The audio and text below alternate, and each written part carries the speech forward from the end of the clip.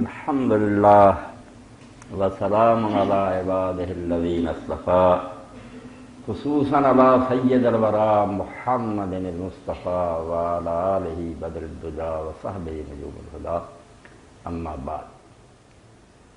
سب سے پہلے تو میرا عزیز جو نعت شریف پڑھ رہا تھا اس نے میرے اندر ایک تحریک پیدا کی کہ ایک مختصر سا واقعہ میں آپ کی خدمت میں عرض کروں۔ یقین جانیں اگر ایمان کی کوئی رمق انسان کے سینہ میں ہو تو مدینہ رسول علیہ صاحب الصلاۃ والسلام کا تذکرہ سن کر وہ بے چین ہوئے بغیر نہیں رہ سکتا۔ مومن اور وہ نہ تڑپے کہ مجھے پر لگ جاتے تو میں اڑ کر مدینہ شریف پہنچ جاتا۔ یہ ایمان کا مطالبہ ہے، تقاضا ہے، حضور سے محبت یہ چاہتی ہے۔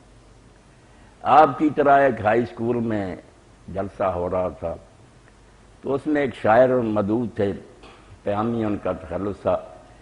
ملک کی ممتاز شخصیت گزرے ہیں، قرآن مجید کا ترجمہ حاشیہ بھی ہے، شیخ الہند محمود رسول رحمۃ اللہ علیہ، ان کے وہ بھانجے تھے۔ اب انہوں نے نعت پڑھی اور آخر میں ایک شعر پڑھا جس پر سارا مجمع رویا، وہ بھی بڑا روئے۔ پیامی موت سے ڈرتا نہیں پر آرزو یہ ہے کہ پہنچے روضہ خیر البرا پر موت سے پہلے۔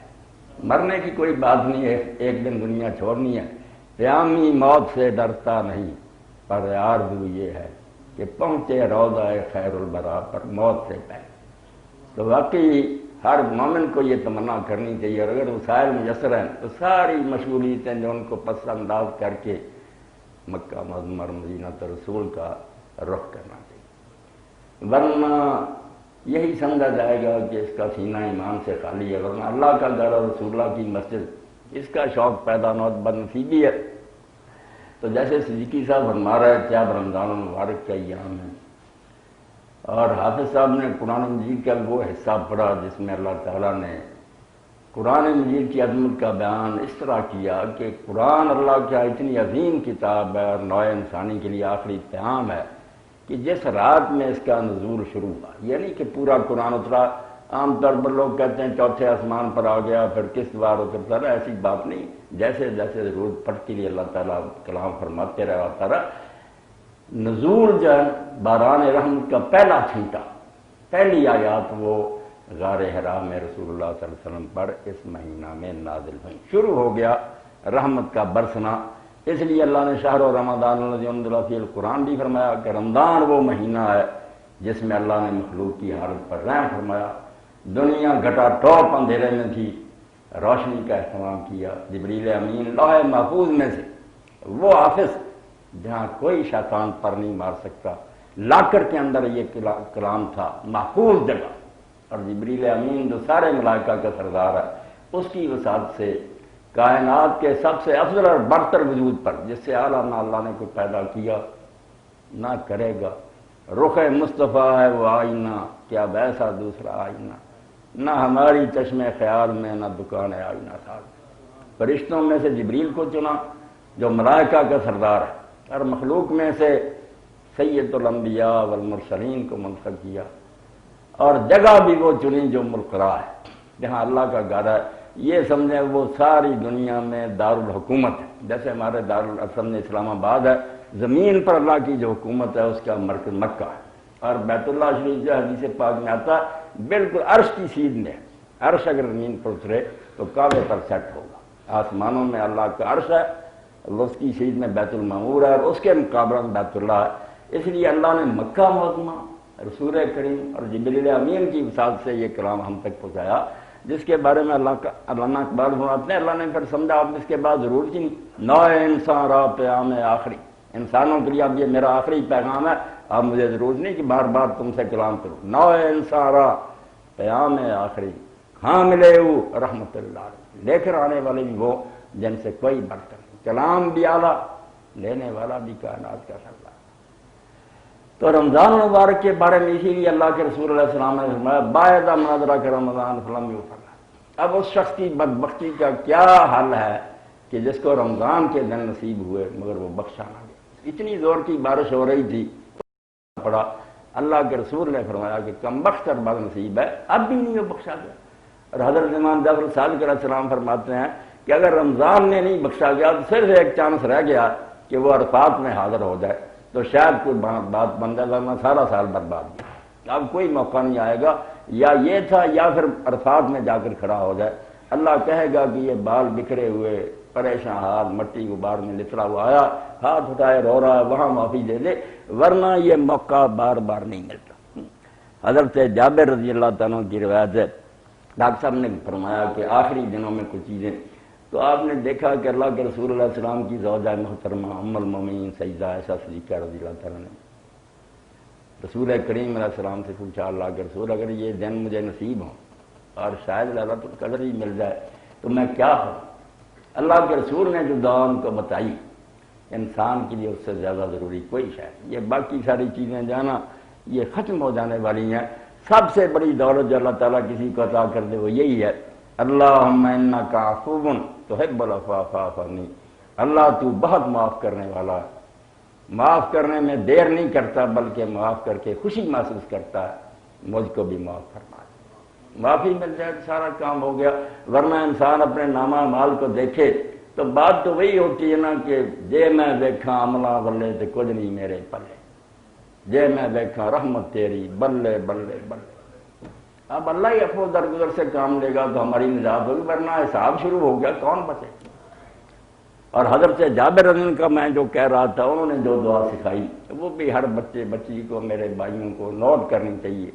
وہی مضمون ہے جو صدیقی صاحب کہہ رہے کہ احساس اب یہی غالب ہے کہ رمضان سے ہی تو جا رہا، پشت کر لی اس نے، پہلے چڑھ رہا تھا اوپر کو، اب تو منہ موڑ کر جا رہا، چند چروں میں ختم ہو جائے گا، اور کسی کے پاس گارنٹی نہیں کہ اگلے سال اس کو یہ دن نصیب ہوں۔ اس لیے بہت عمدہ دعا فرمائی، اللہم لا تجعل آخر لحظ من صیامنا ایاہ، اے اللہ اس رمضان کے یہ روزے میرے آخری روزے نہ ہوں، مجھے پھر بھی موقع دے۔ مگر ایسا تو نہیں ہوگا کہ بار بار موقع ملے گا، وین جالتا ہوں، اور اگر تو نے یہ فیصلہ کر دیا کہ یہ میرے آخری روزے ہیں فاجعلنی مرحوما، تو مجھے ان میں سے کر دے جن پر رحم ہو گیا، ولا تجعلنی محروما، ان سے میں سے نہ کرنا جو محروم رہے، محروموں میں سے نہ کرنا، مرحوم مراد۔ اور ایک دعا جو حضرت امام جعفر صادق رحمۃ اللہ علیہ ان 10 راتوں کے لیے بتائیے، بہت عمدہ اور اعلیٰ، ہر شخص کو چاہیے کہ اس کو اپنا ورد بنائے، رات میں کسی وقت بھی پڑھے، ناگا نہ کرے، اعوذ بجلال وجہک الکریم ان ینقضی عنی شہر رمضان اور یطلع الفجر من لیلۃ ہذہ ورقہ کی بڑی ذنب اور تابعۃ تعبد۔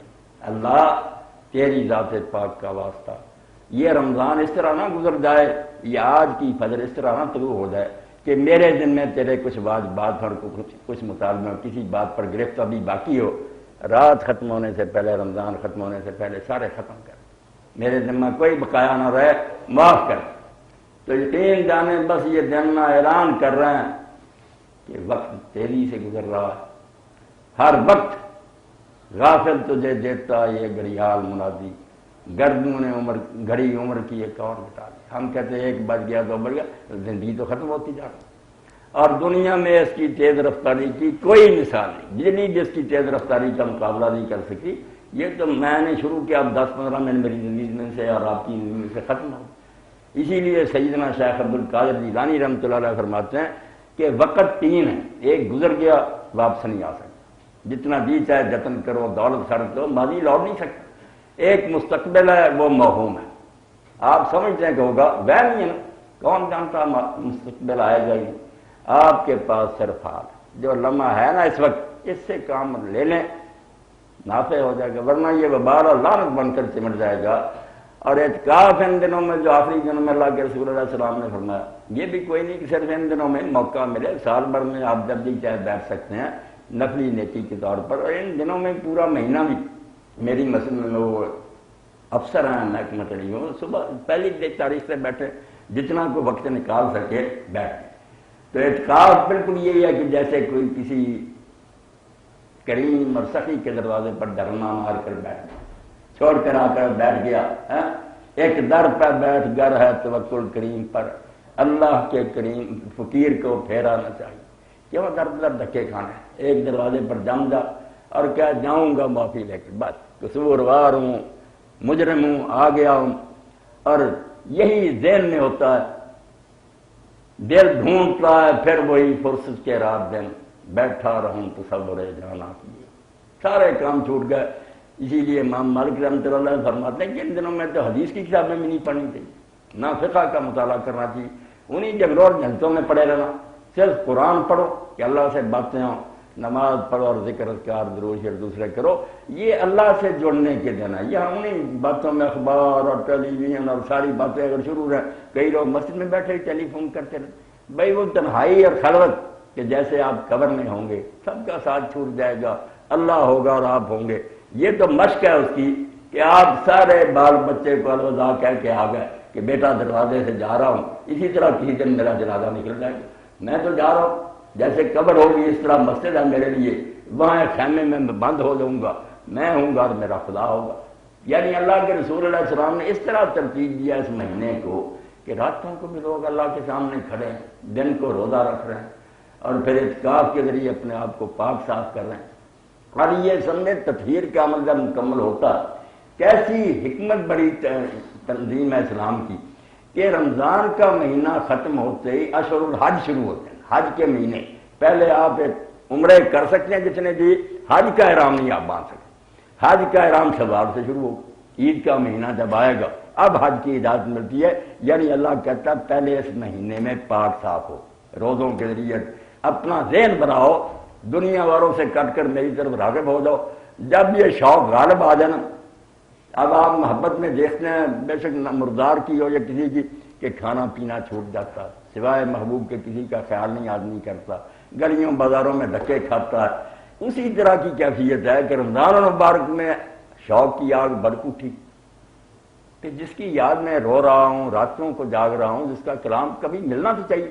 اللہ پاک نے فرمایا اس دنیا میں ویسے تو ملنے کا امکان نہیں، یہ تو اگلی دنیا میں ہوگا، مگر میں نے تم مشتاقوں اور تڑپنے والوں کے لیے اپنا ایک گھر مقرر کر دیا، یہاں آ جاؤ، یہاں میں نے ایک ہاتھ رکھ دیا۔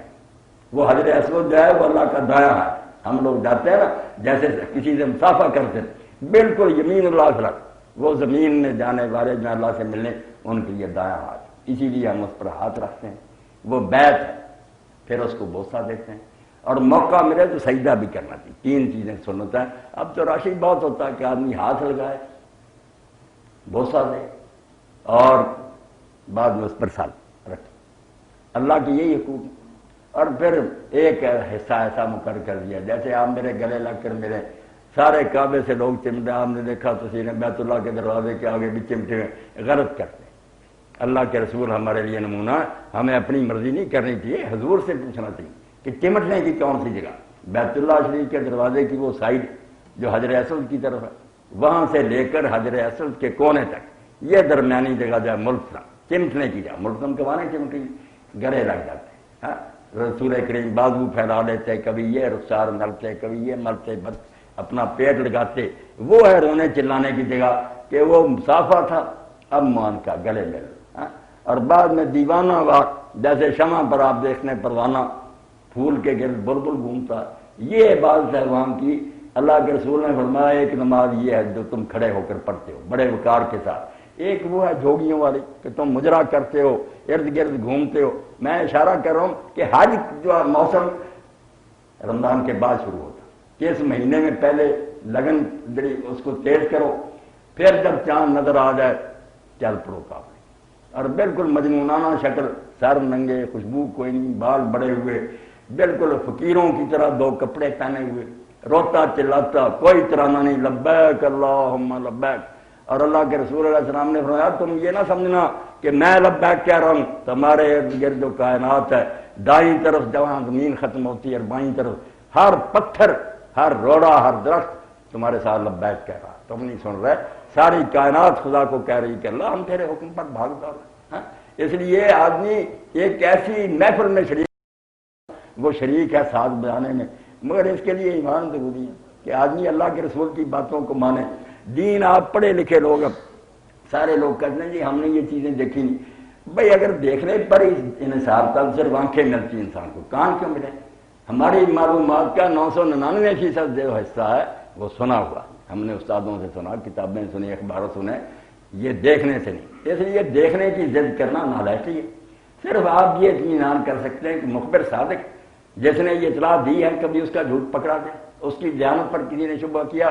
اللہ اکبر، اللہ کے رسول علیہ السلام نے تمہید یہی کی کہ صفا پر کھڑے ہوئے، دشمن نیچے کھڑے تھے، آپ نے پوچھا اگر میں یہ خبر دوں تمہیں کہ دوسری طرف دشمن ہے حملہ کرنے والا تو بتاؤ مانو گے؟ عقل تو ان کی تھی، بعد میں بے شک ضد میں آ گئے، انہوں نے کہا ہم نے تجھے کبھی جھوٹ بولتے نہیں دیکھا، تو سچا اور دیانتدار ہے۔ حضور نے اس وقت سمجھا دیا کہ نبوت کے بارے میں صرف یہ اطمینان کرنے کا لوگوں کا حق ہے، اس وقت بھی اب بھی، کہ آپ کی سیرت کو خوردبین سے دیکھیں، دشمن کی نگاہ سے دیکھیں، مسلم نہیں بن کر کافر بن کر دیکھیں، کوئی عیب نکلتا؟ کہیں آپ نے جھوٹ بولا، کبھی بد دیانتی کی؟ ایسے سچے اور ایسے جاندار آدمی کی خبر پر آپ اگر یقین نہیں کر سکتے تو دنیا ساری میں سے خبر پر اعتماد جو ہے اس کو ختم کر دینا۔ دوسروں کی خبروں کو ہم کیا مانیں جو جھوٹے ہیں، مفاد کے بندے، رسول کی بات نہیں مانتے۔ اسی لیے دین ایمان بالغیب پر کھڑا ہے کہ مطالبہ یہاں تم نہیں کر سکتے دکھاؤ دکھاؤ دکھاؤ، یہ نہیں ہوگا۔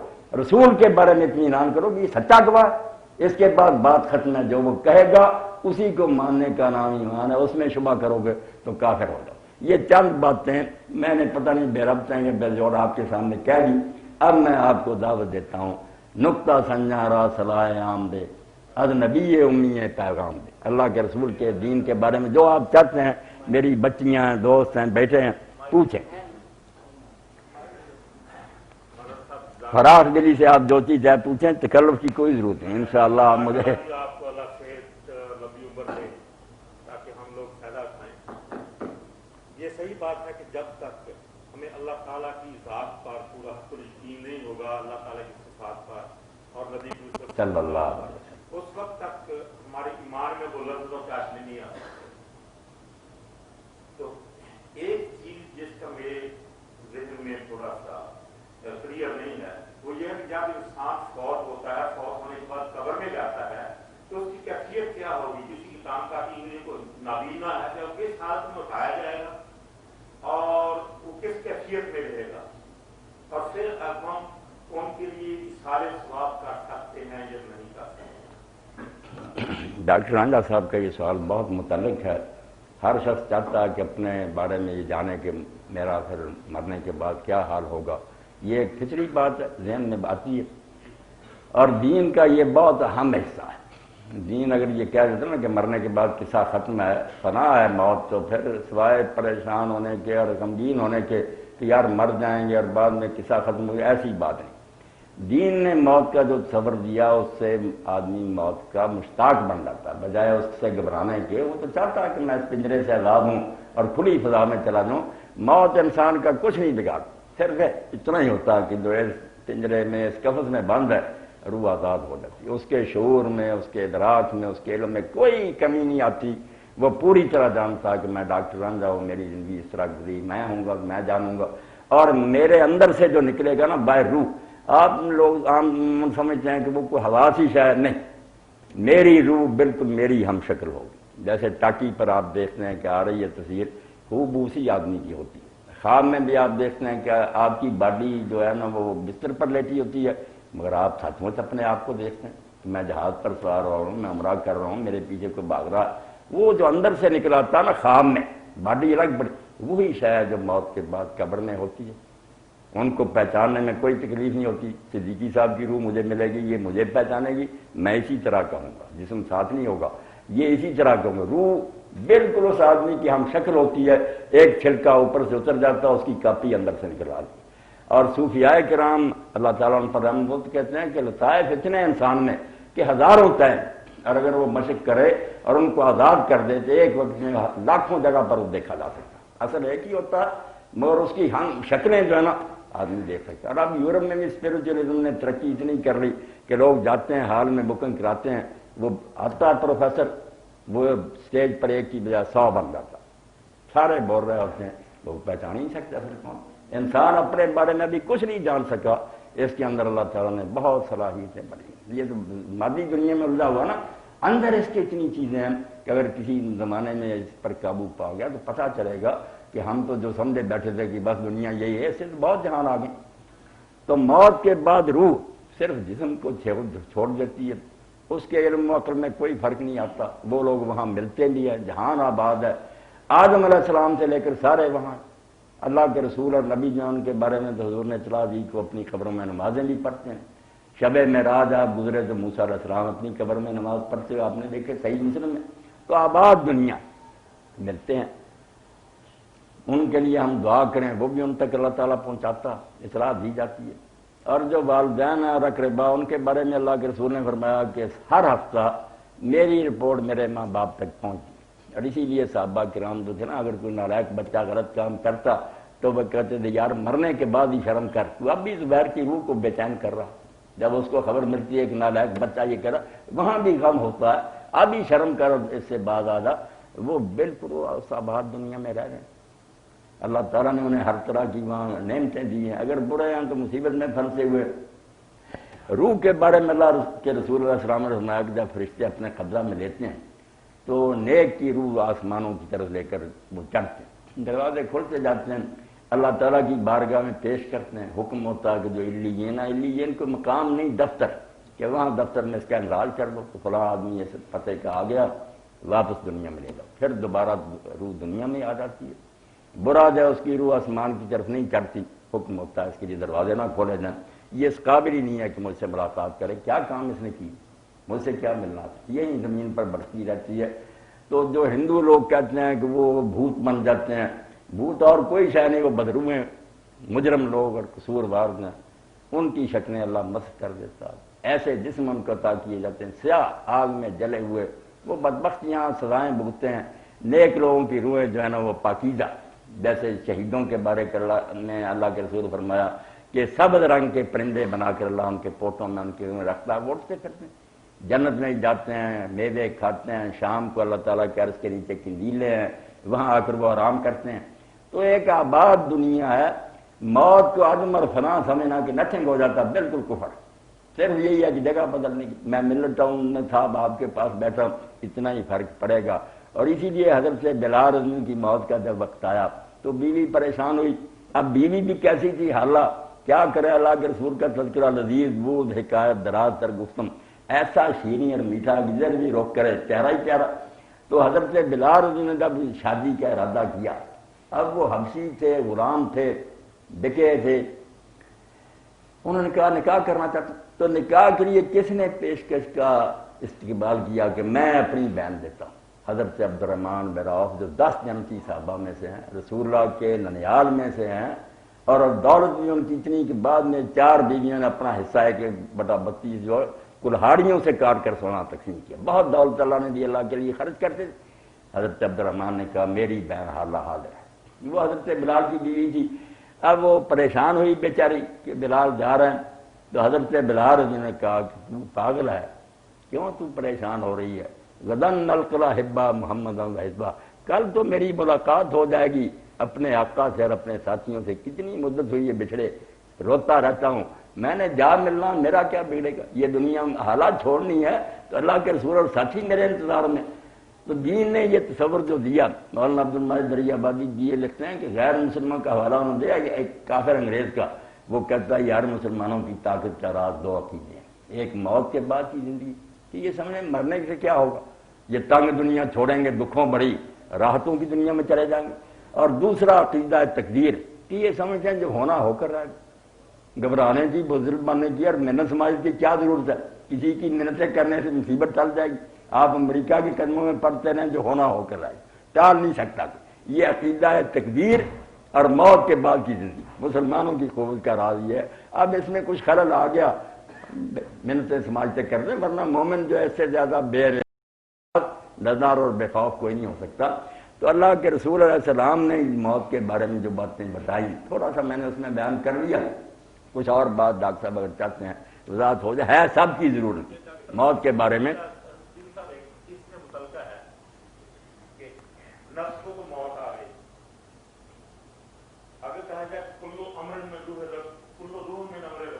کل روح من امر، جی اللہ کا امر ہے. اب امر کو وجود مل گیا، امر ہے، اس کو آپ نے فرمایا کہ وجود مل گیا کہ وہ چلتے پھرتے ہیں، گھومتے ہیں. کھانا تو نفس کے لیے ہے، تو جنت کے کون سے میوے کھا سکتی ہے، روح کیا کھائے گی. یا جو شوہدہ رزق دیے جاتے ہیں، پھر رزق سے کیا مراد ہے. پہلے تو میں یہ مناسب سمجھوں گا کہ یہ عید جو تختہ مشق بنی ہوئی ہے نا، کل روح من امر ربی، کچھ اس کے بارے میں وضاحت کروں۔ مدت ہو گئی، جو انسان میں روح ہے نا اس کے بارے میں لوگ اس کو سمجھتے ہیں اور پھر اس سے عجیب عجیب فلسفے تراشے گئے۔ کچھ نے کہا چونکہ امر ربی رب سے جدا نہیں، یہ خدا ہی ہے، اس میں بہت عجیب عجیب تصوف اور درویشی کے نقطے۔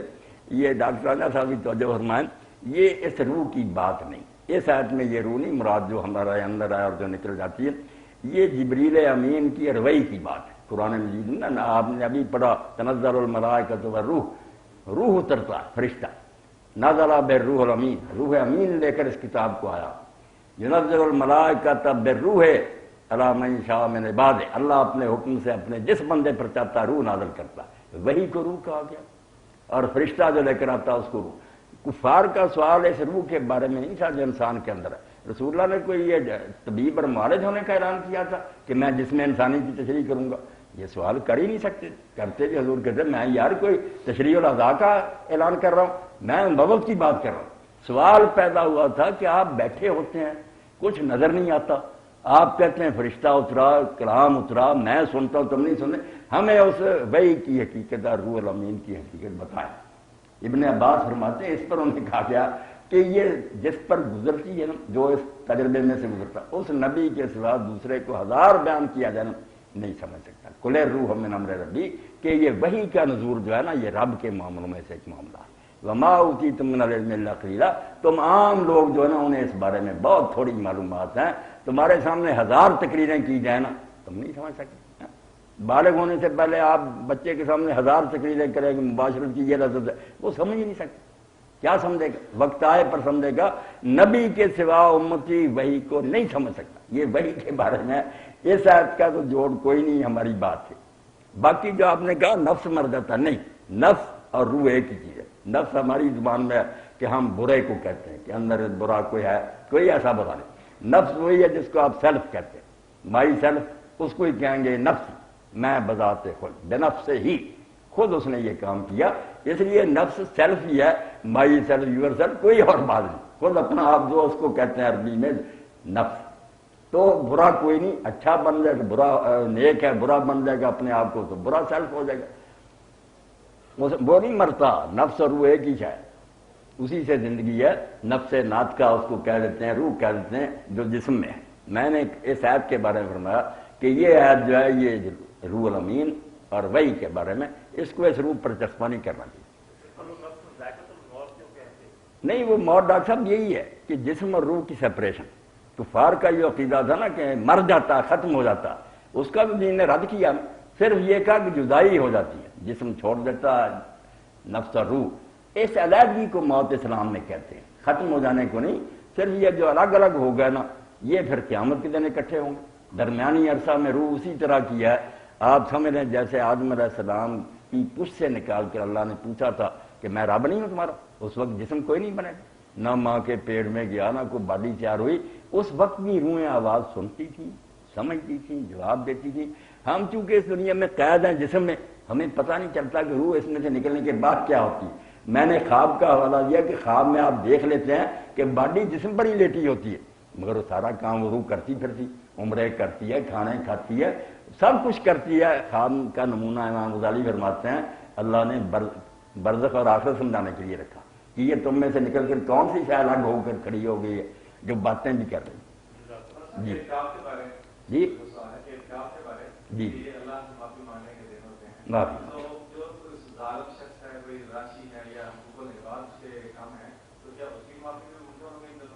نہیں ڈاکٹر صاحب، یہی ہمارا جو غلط تصور ہے نا، ڈاکٹر صاحب کو بھی لے لینا، یہ خلیل رحمان صاحب نے جو پوچھا یہ سوال بھی بہت اہم ہے، کیونکہ لوگوں نے نا دین کو ایک ایسا سمجھ لیا کہ یہ پرچون کی دکان ہے، جو سودا پسند آیا لے لیا، جو نہیں پسند آیا چھوڑ دیا، ٹکڑے کر دیا، اس سے پھر دین وہ اثر نہیں اپنا دکھا رہا۔ آپ دیکھتے ہیں نا ایک مشین ہے، اس کے سارے پرزے سیٹ ہوں گے، کام کرے گی، اگر ایک آدھا پرزہ اس میں سے نکال لیں، بے شک وہ کتنا قیمتی ہے، اس کو لیے پھریں کوچ مان کر، تو کیا کام وہ پرزہ دے گا، وہ مشین میں سیٹ ہے۔ یہ توبہ اور استغفار ان کے لیے ہے جو اللہ سے ڈرتے رہتے ہیں، حرام سے بچتے ہیں، گناہوں سے پرہیز کرتے ہیں، مگر پھر بھی انسان ہے خطائیں ہو جاتی ہیں تو وہ اللہ کے دروازے پر گر پڑتے ہیں۔ جو دلیری سے گناہ کرتے رہتے ہیں، بعد میں بھی ارادہ کرتے ہی رہنا، ان کے بارے میں تو امام حسن بصری فرماتے ہیں کہ ہمارا استغفار ہماری توبہ خود ایک جرم ہے جس پر ہمیں استغفار کریں. ہم ٹھٹھا کر رہے ہوتے ہیں اللہ سے استغفر اللہ، دل میں یہی ہوتا کرنا، پھر یہ معافی مانگ رہا ہے، مذاق کر رہے ہیں، دلوں کی نیتوں کو جانتے. معافی تو ان کے لیے جو بھول گئے، پلٹ آئے، روئے، چلائے، پچھلا داغ دھونا شروع کیا، مگر اس کے لیے بھی شرائط ہے کہ بندوں کا معاملہ تو ان کو راضی کرو، یا ان سے معافی لو یا ان کا حق ان کو واپس کرو. یہ تو اللہ کے رسول علیہ السلام دا فرما رہے تھے کہ جو آدمی شہید ہو جائے اس کے سارے گناہ بخشے جاتے ہیں. تیسری مرتبہ فرمائے لدین قرض نے، اور کہا بھی جبریل علیہ السلام نے آ کر کہا کہ آپ کیوں کہتے جا رہے ہیں کہ گناہ بخشے جاتے ہیں؟ بندوں کا جو دینا ہے وہ نہیں بخشا جاتا. بندوں کو راضی کرے، ورنہ مرتا پھرے میدان جنگ میں کچھ کام نہیں آئے. اس لیے اعتکاف کرے، حج پر جائے. میرے پرشین کے استاد ہی تھے، اللہ انہیں بخشے مغفرت فرمائے، پروفیسر منظور حسین شور صاحب. وہ کہتے تھے کہ مسلمانوں نے تو یہ بنا لیا،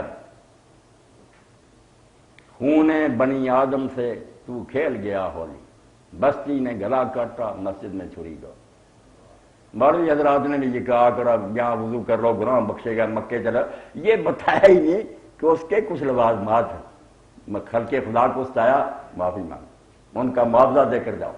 اور یہی بات حضرت مسیح علیہ السلام نے کی اب بھی انجیل میں کہ اگر تم مسجد اقصی میں ہو گئی اس وقت قبلہ تو اور قربان کا پھر کھڑے ہو اور نیاز چڑھانے لگو قربانی، اور تمہیں یاد آ جائے کہ تمہارا تو قصور ہے، تم نے ایک بندے کو دکھ دیا، واپس چلے جا کر پہلے اس کو وطن میں راضی کر کے آؤ، پھر نذرانہ گزارنا، ورنہ اللہ کو تمہاری قربانیوں کی کیا ضرورت ہے. جی جی ڈاکٹر صاحب، جی آپ نے فرمایا کہ ہمارے وہ کچھ لوگ کہتے ہیں کہ روزے پر جانا ہے، یہ ہے لیکن کنٹراڈکٹری بھی نہیں کہ کسی قبر پر آپ وہ پرافٹ کی ہو یا ولی کی ہو، آپ ٹینشن نہیں جا سکتے، لیکن آپ جب جاتے ہیں وہاں پر، جب میں جاتا ہوں حج کے لیے، عمرے کے لیے، مدینہ منورہ جانا it is not a part of, آپ نہیں سن رہا میں سر.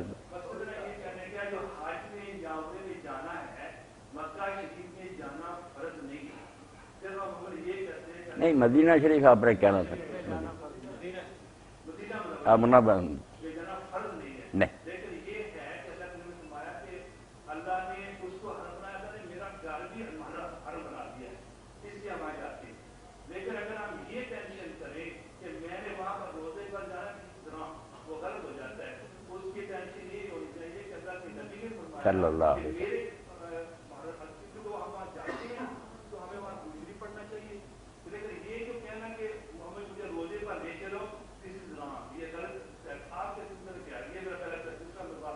چلو بالکل ٹھیک. جو سوال اٹھایا نا محترم بھائی نے، یہ پرانا ڈسپیوٹڈ معاملہ، تو میں اس کو کلیئر کرنے کی کوشش کروں گا. ایک حدیث پاک ہے جو ان کے ذہن میں ہے کہ اللہ کے رسول نے فرمایا تم سفر کر کے سواریوں پر کجاوے کس کر سوائے 3 مسجدوں کے سفر نہیں کر سکتے. لا تشد الرحال الا الی صلاۃ المساجد. 3 مسجدیں ہیں، مکہ کی مسجد ہے، مسجد حرام، مسجد نبوی ہے اور مسجد اقصی ہے.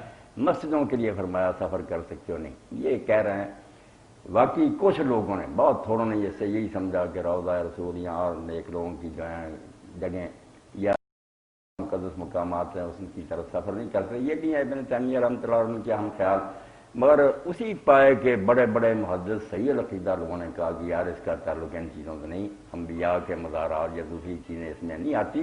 یہ صرف مسجدوں کی بات ہوگی کہ اور کوئی مسجد دیکھنے کے لیے جاؤ، کیا اس میں صرف عمارت ہی ہوگی نا عالی شان، فضیلت تو نہیں ہوگی.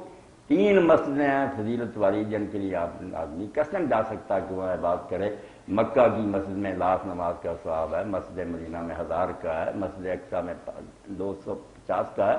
یہ مسجدیں جو عبادت کے لیے آدمی ان کے لیے سفر کر سکا. زیادہ کا میرے بھائی یہی رجحان ہے. امام ابن حزم جیسے لوگ کہتے ہیں کہ یار قبریں کیسے آ گئیں، یہ تو بات صرف مسجدوں کی ہے. مسجدوں کے لیے سفر آپ لوگ نہیں کر سکتے، اور اس کے لیے ایک حدیث بھی ہے کہ کسی مسجد کی طرف سفر نہ کیا جائے سوائے 3 مسجد. اس کو کہتے ہیں اس نے تشریح تو کر لی. تو بہرحال گنجائش اور یہ بات ہے نا کہ مدینہ تو رسول جائیں اور پھر قبر پاک پر ہی چلے جائیں. ابن تیمیہ رحمۃ اللہ علیہ بھی یہ کہتے ہیں، مگر مولوی صاحب رحمۃ اللہ علیہ کہتے ہیں میرے ذہن میں یہ بات ہے کبھی نہیں سما سکی کہ اگر صرف مسجد کی طرف جانا ہوتا تو کیا لینا تھا مسجد نبی سے. مکہ معظمہ کی مسجد میں 1,00,000 نماز کا ثواب 1000 کا لینے جانا، اور مسجد اقصی کی طرف کتنے لوگ جاتے ہیں. اگر قبر رسول یہاں نہ ہوتی تو یقین جانے مدینہ کسی نے بھی نہیں جانا تھا۔ اب ہزار بہانہ بنائے کہ میں مسجد کی طرف جا رہا ہوں، اندر یہی ہوتا ہے کہ وہاں رسول اللہ کا روضہ۔ اس نیت کو ختم نہیں کر سکتا آدمی، زبان سے وہ فقہی حوالے بنائے کہ میں تو مسجد کی طرف جا رہا ہوں۔ مسجدیں اگر ہوتی نا تو پھر اور بھی بڑی مسجدیں، اقصیٰ کی بڑی فضیلت وہ بھی ایک نبی نے بنائی ہے، کوئی مسلمان سفر نہیں کرتا۔ تو یقین جانے اس اضطراب کو اور بےتابی کو آپ نہ ختم نہیں کر سکتے کہ مسلمان کا شوق ہے کہ وہ قبر رسول پر حاضری دے۔ اب یہ کہ مسجد کے لیے جاؤ پھر وہاں حاضری دیتے رہو، مسجد کا تو میں نے کہہ دیا کہ اگر صرف مسجد کا موازنہ کر رہا تو مکہ کی مسجد میں تو لاکھ نماز کا ثواب ہے، حرج کرنا ہے کہ 1000 نماز کا ثواب لینے کے لیے جانا گاٹے کا سودا۔ مگر کہ رسول علیہ السلام کی قبر جس کے بارے میں آپ نے یہ وعدہ فرمایا کہ جب بھی کوئی مسلم مجھ پر سلام کہے گا وہ سلام مجھ تک پہنچے گا اور میں اس کے سلام کا جواب دوں گا۔ اب اس سے بڑی میری آپ کی خوش قسمتی کیا ہے کہ رسول اللہ ساری زندگی میں ایک بار ہی جواب دے دیں، بہر سلام مکن رنجال از جواب لب۔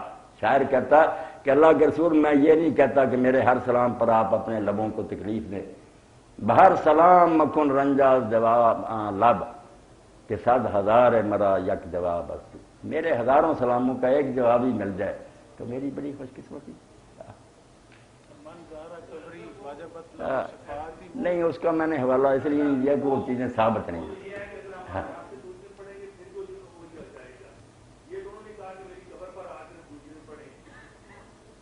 نہیں یہ آپ کی بات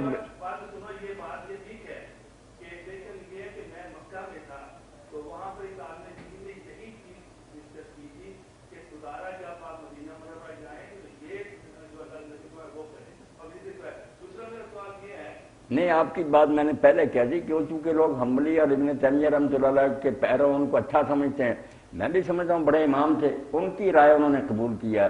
میں سمجھتا ہوں کہ دوسرے لوگ جو کہتے ہیں اس بات میں بھی بڑا وزن ہے کہ مسجدیں باقی جو ان میں تو کوئی فضیلت نہیں، عمارتیں شاندار ہو سکتی ہیں اور کیا، مگر یہ قبر رسول کی حاضری جو نا درود شریف تو بالکل ٹھیک ہے، میں یہاں پڑھوں وہ بھی پہنچ جائے۔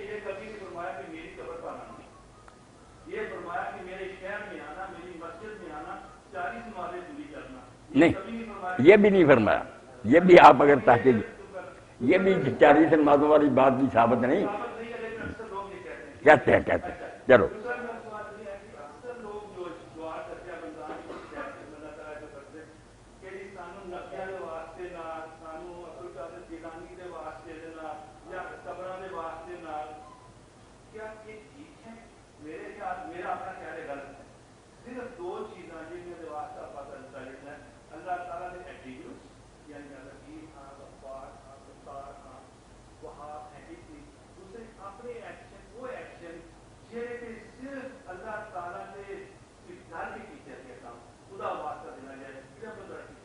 جی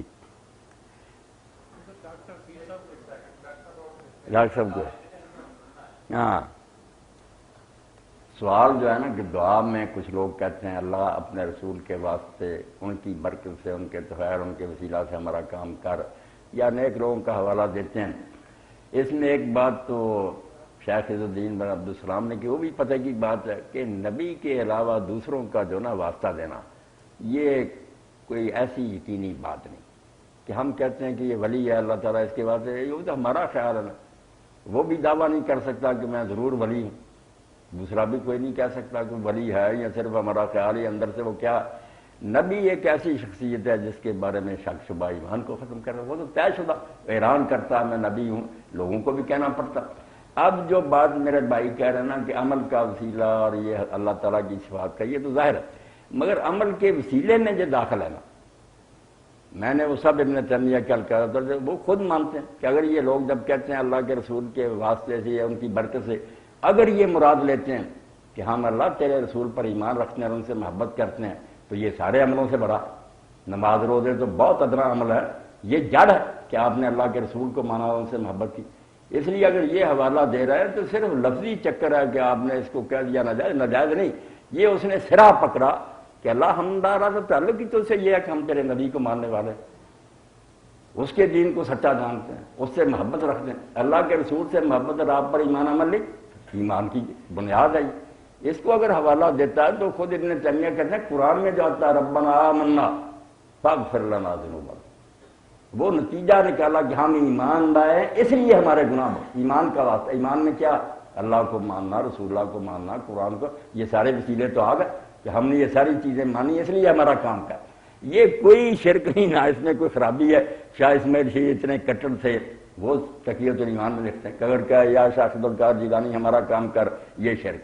اگر کہتا اللہ میں شیخ عبد القادر جیلانی کے واسطہ سے مانگتا ہوں تو محبت پیش کر رہا کہ میں تیرے نیک بندوں سے محبت کرتا ہوں، یہ تو عمل ہے اس کا، عمل سے باہر نہیں، یہ عمل نہیں آتا کہ وہ نیک لوگوں سے محبت ہے، یہ بھی دین ہے کہ اچھے لوگوں سے محبت کرو۔ علی کی محبت کو آپ نے فرمایا ایمان ہے، انصار کی محبت ایمان ہے۔ اگر کوئی کہ میں انصار سے محبت رکھتا ہوں، یہ عمل نہیں ہے اس کا۔ اور پھر ایک بات میں اور ذرا توجہ دلا دوں کہ سارے لوگ کہتے ہیں کہ دعا اگر اللہ تعالیٰ سے کرنی پہلے اللہ کی حمد کریں، پھر رسول اللہ پر درود بھیجیں، پھر اپنی درخواست پیش کریں۔ یہ درمیان میں رسول اللہ پر جو درود بھیجنا اگر یہ وسیلہ نہیں تو اور کیا؟ لفظوں میں آپ نے نہیں کہا تو فعل واسطہ تو دے دیا، ورنہ رسول اللہ کو درمیان میں کیوں لانا تھا؟ اللہ کی تعریف کی مانگنا شروع کر دیتے۔ رسول علیہ السلام پر درود جو مقرر کیا اسی لیے تو ہے کہ پہلے بھائی رشتہ ثابت کرو، تم کیا لگتے ہو میرے۔ اور علامہ اقبال کی بات بالکل واضح ہے، اس بات میں صاف سمجھ میں آتی ہے، خار ہیں بدکار ہیں ڈوبے ہوئے ذلت میں، کچھ بھی ہیں آخر تیرے محبوب کی ہمت۔ کیا شرک ہوگا، کیا خرابی؟ مانگتے ہیں اللہ سے، اللہ کو چھوڑ کر حضور سے مانگنا شروع کرے یا کیا درخواست وہاں جاتی ہے آپ آگے بھیج دیں، یہ غلط ہے۔ اللہ ہی سنتا ہے، مگر جب ہم یہ رشتہ بتاتے ہیں کہ اللہ تیرے حبیب سے، میں یہاں ایک دنیاوی مثال بھی دوں، حدیث میں ہے کہ حضرت جعفر رضی اللہ تعالیٰ عنہ حضرت علی سے 10 سال بڑے تھے، وہ جنگ موتا میں شہید ہو گئے، بازو کٹ گئے۔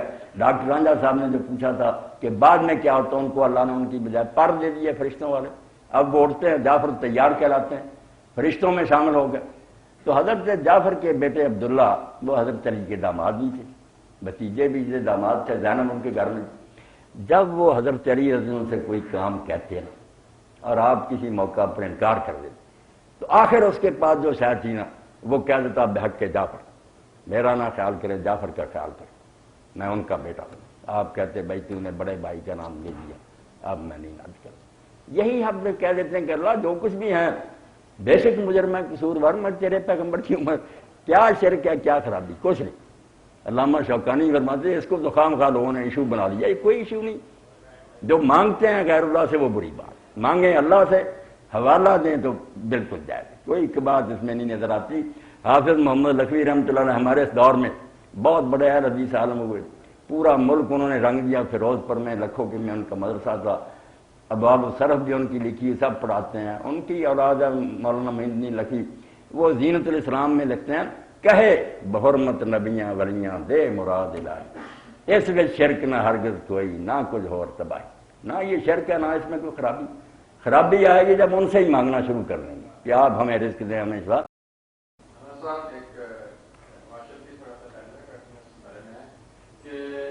خوشامد جو ہے اس کے بارے میں تھوڑا سنائیں، کیا کسی نے جو خوبی ہے اس کو بیان کرنا یہ خوشامد کے زمرے میں آتا ہے، یا پھر اکثر دوسرا اس کا پہلو یہ ہے کہ اسپیس ایکٹی جو ہے وہ کوئی بھی گیسٹ اسپیکر آتا ہے تو اس کے بارے میں بہت سے الفاظ کہنا شروع کر دیتے ہیں، تو اس کے بارے میں تھوڑا سا آپ روشنی ڈالیں۔ بالکل خوش آمد جو ہے وہ تو آپ سمجھتے ہیں کہ کسی سے کوئی غرض وابستہ ہو، کام لینا ہو تو آدمی اس کی تعریفیں کرے تو ہوتا ہے کہ اس سے کوئی کام نکلوانا جائے، وہ کہلاتی ہے خوش آمد۔ اور اگر آپ ویسے کسی کی کوئی تعریف بیان کریں کہ لوگوں کو اس کا تعارف ہو جائے، لوگ اس سے کچھ سیکھ سکیں، تو وہ تو دوسروں کی بجائے خود اپنی زبان سے بھی کرنا پڑتا۔ حضرت یوسف علیہ السلام کا دیکھیں، جب بادشاہ مصر ان کی عقیدت میں آ گیا، ان کے تقویٰ کا پتہ چلا، عورتوں والا کیس جو اس کی تفتیش کے بعد خواب کی تعبیر میں بھی اس نے دیکھا کہ سارے ملک کے عالم عاجز آ گئے تھے، علم بھی ہے، تقویٰ بھی ہے، تو اس نے جب کہا تو آپ نے وہاں کہا لقوی نامی کہ میں حفیظ علیم، آپ میرے سپرد کریں حکومت، میں خوب انتظام کرنا جانتا ہوں، علم جانتا، اپنے اوصاف بیان کیے۔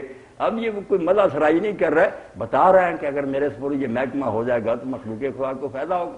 تو دیکھنا تو بھائی یہ ہے کہ تعریف کس غرض سے کوئی کر رہا، اپنی اوصاف۔ ایک قابل استاد اگر وہ بتائے نا بچہ میں اس علم کا عالم ہوں، تاکہ بچے اگر مجھ سے سیکھنا چاہیں تو سیکھ لیں، نیت دیکھنی پڑتی۔ نہیں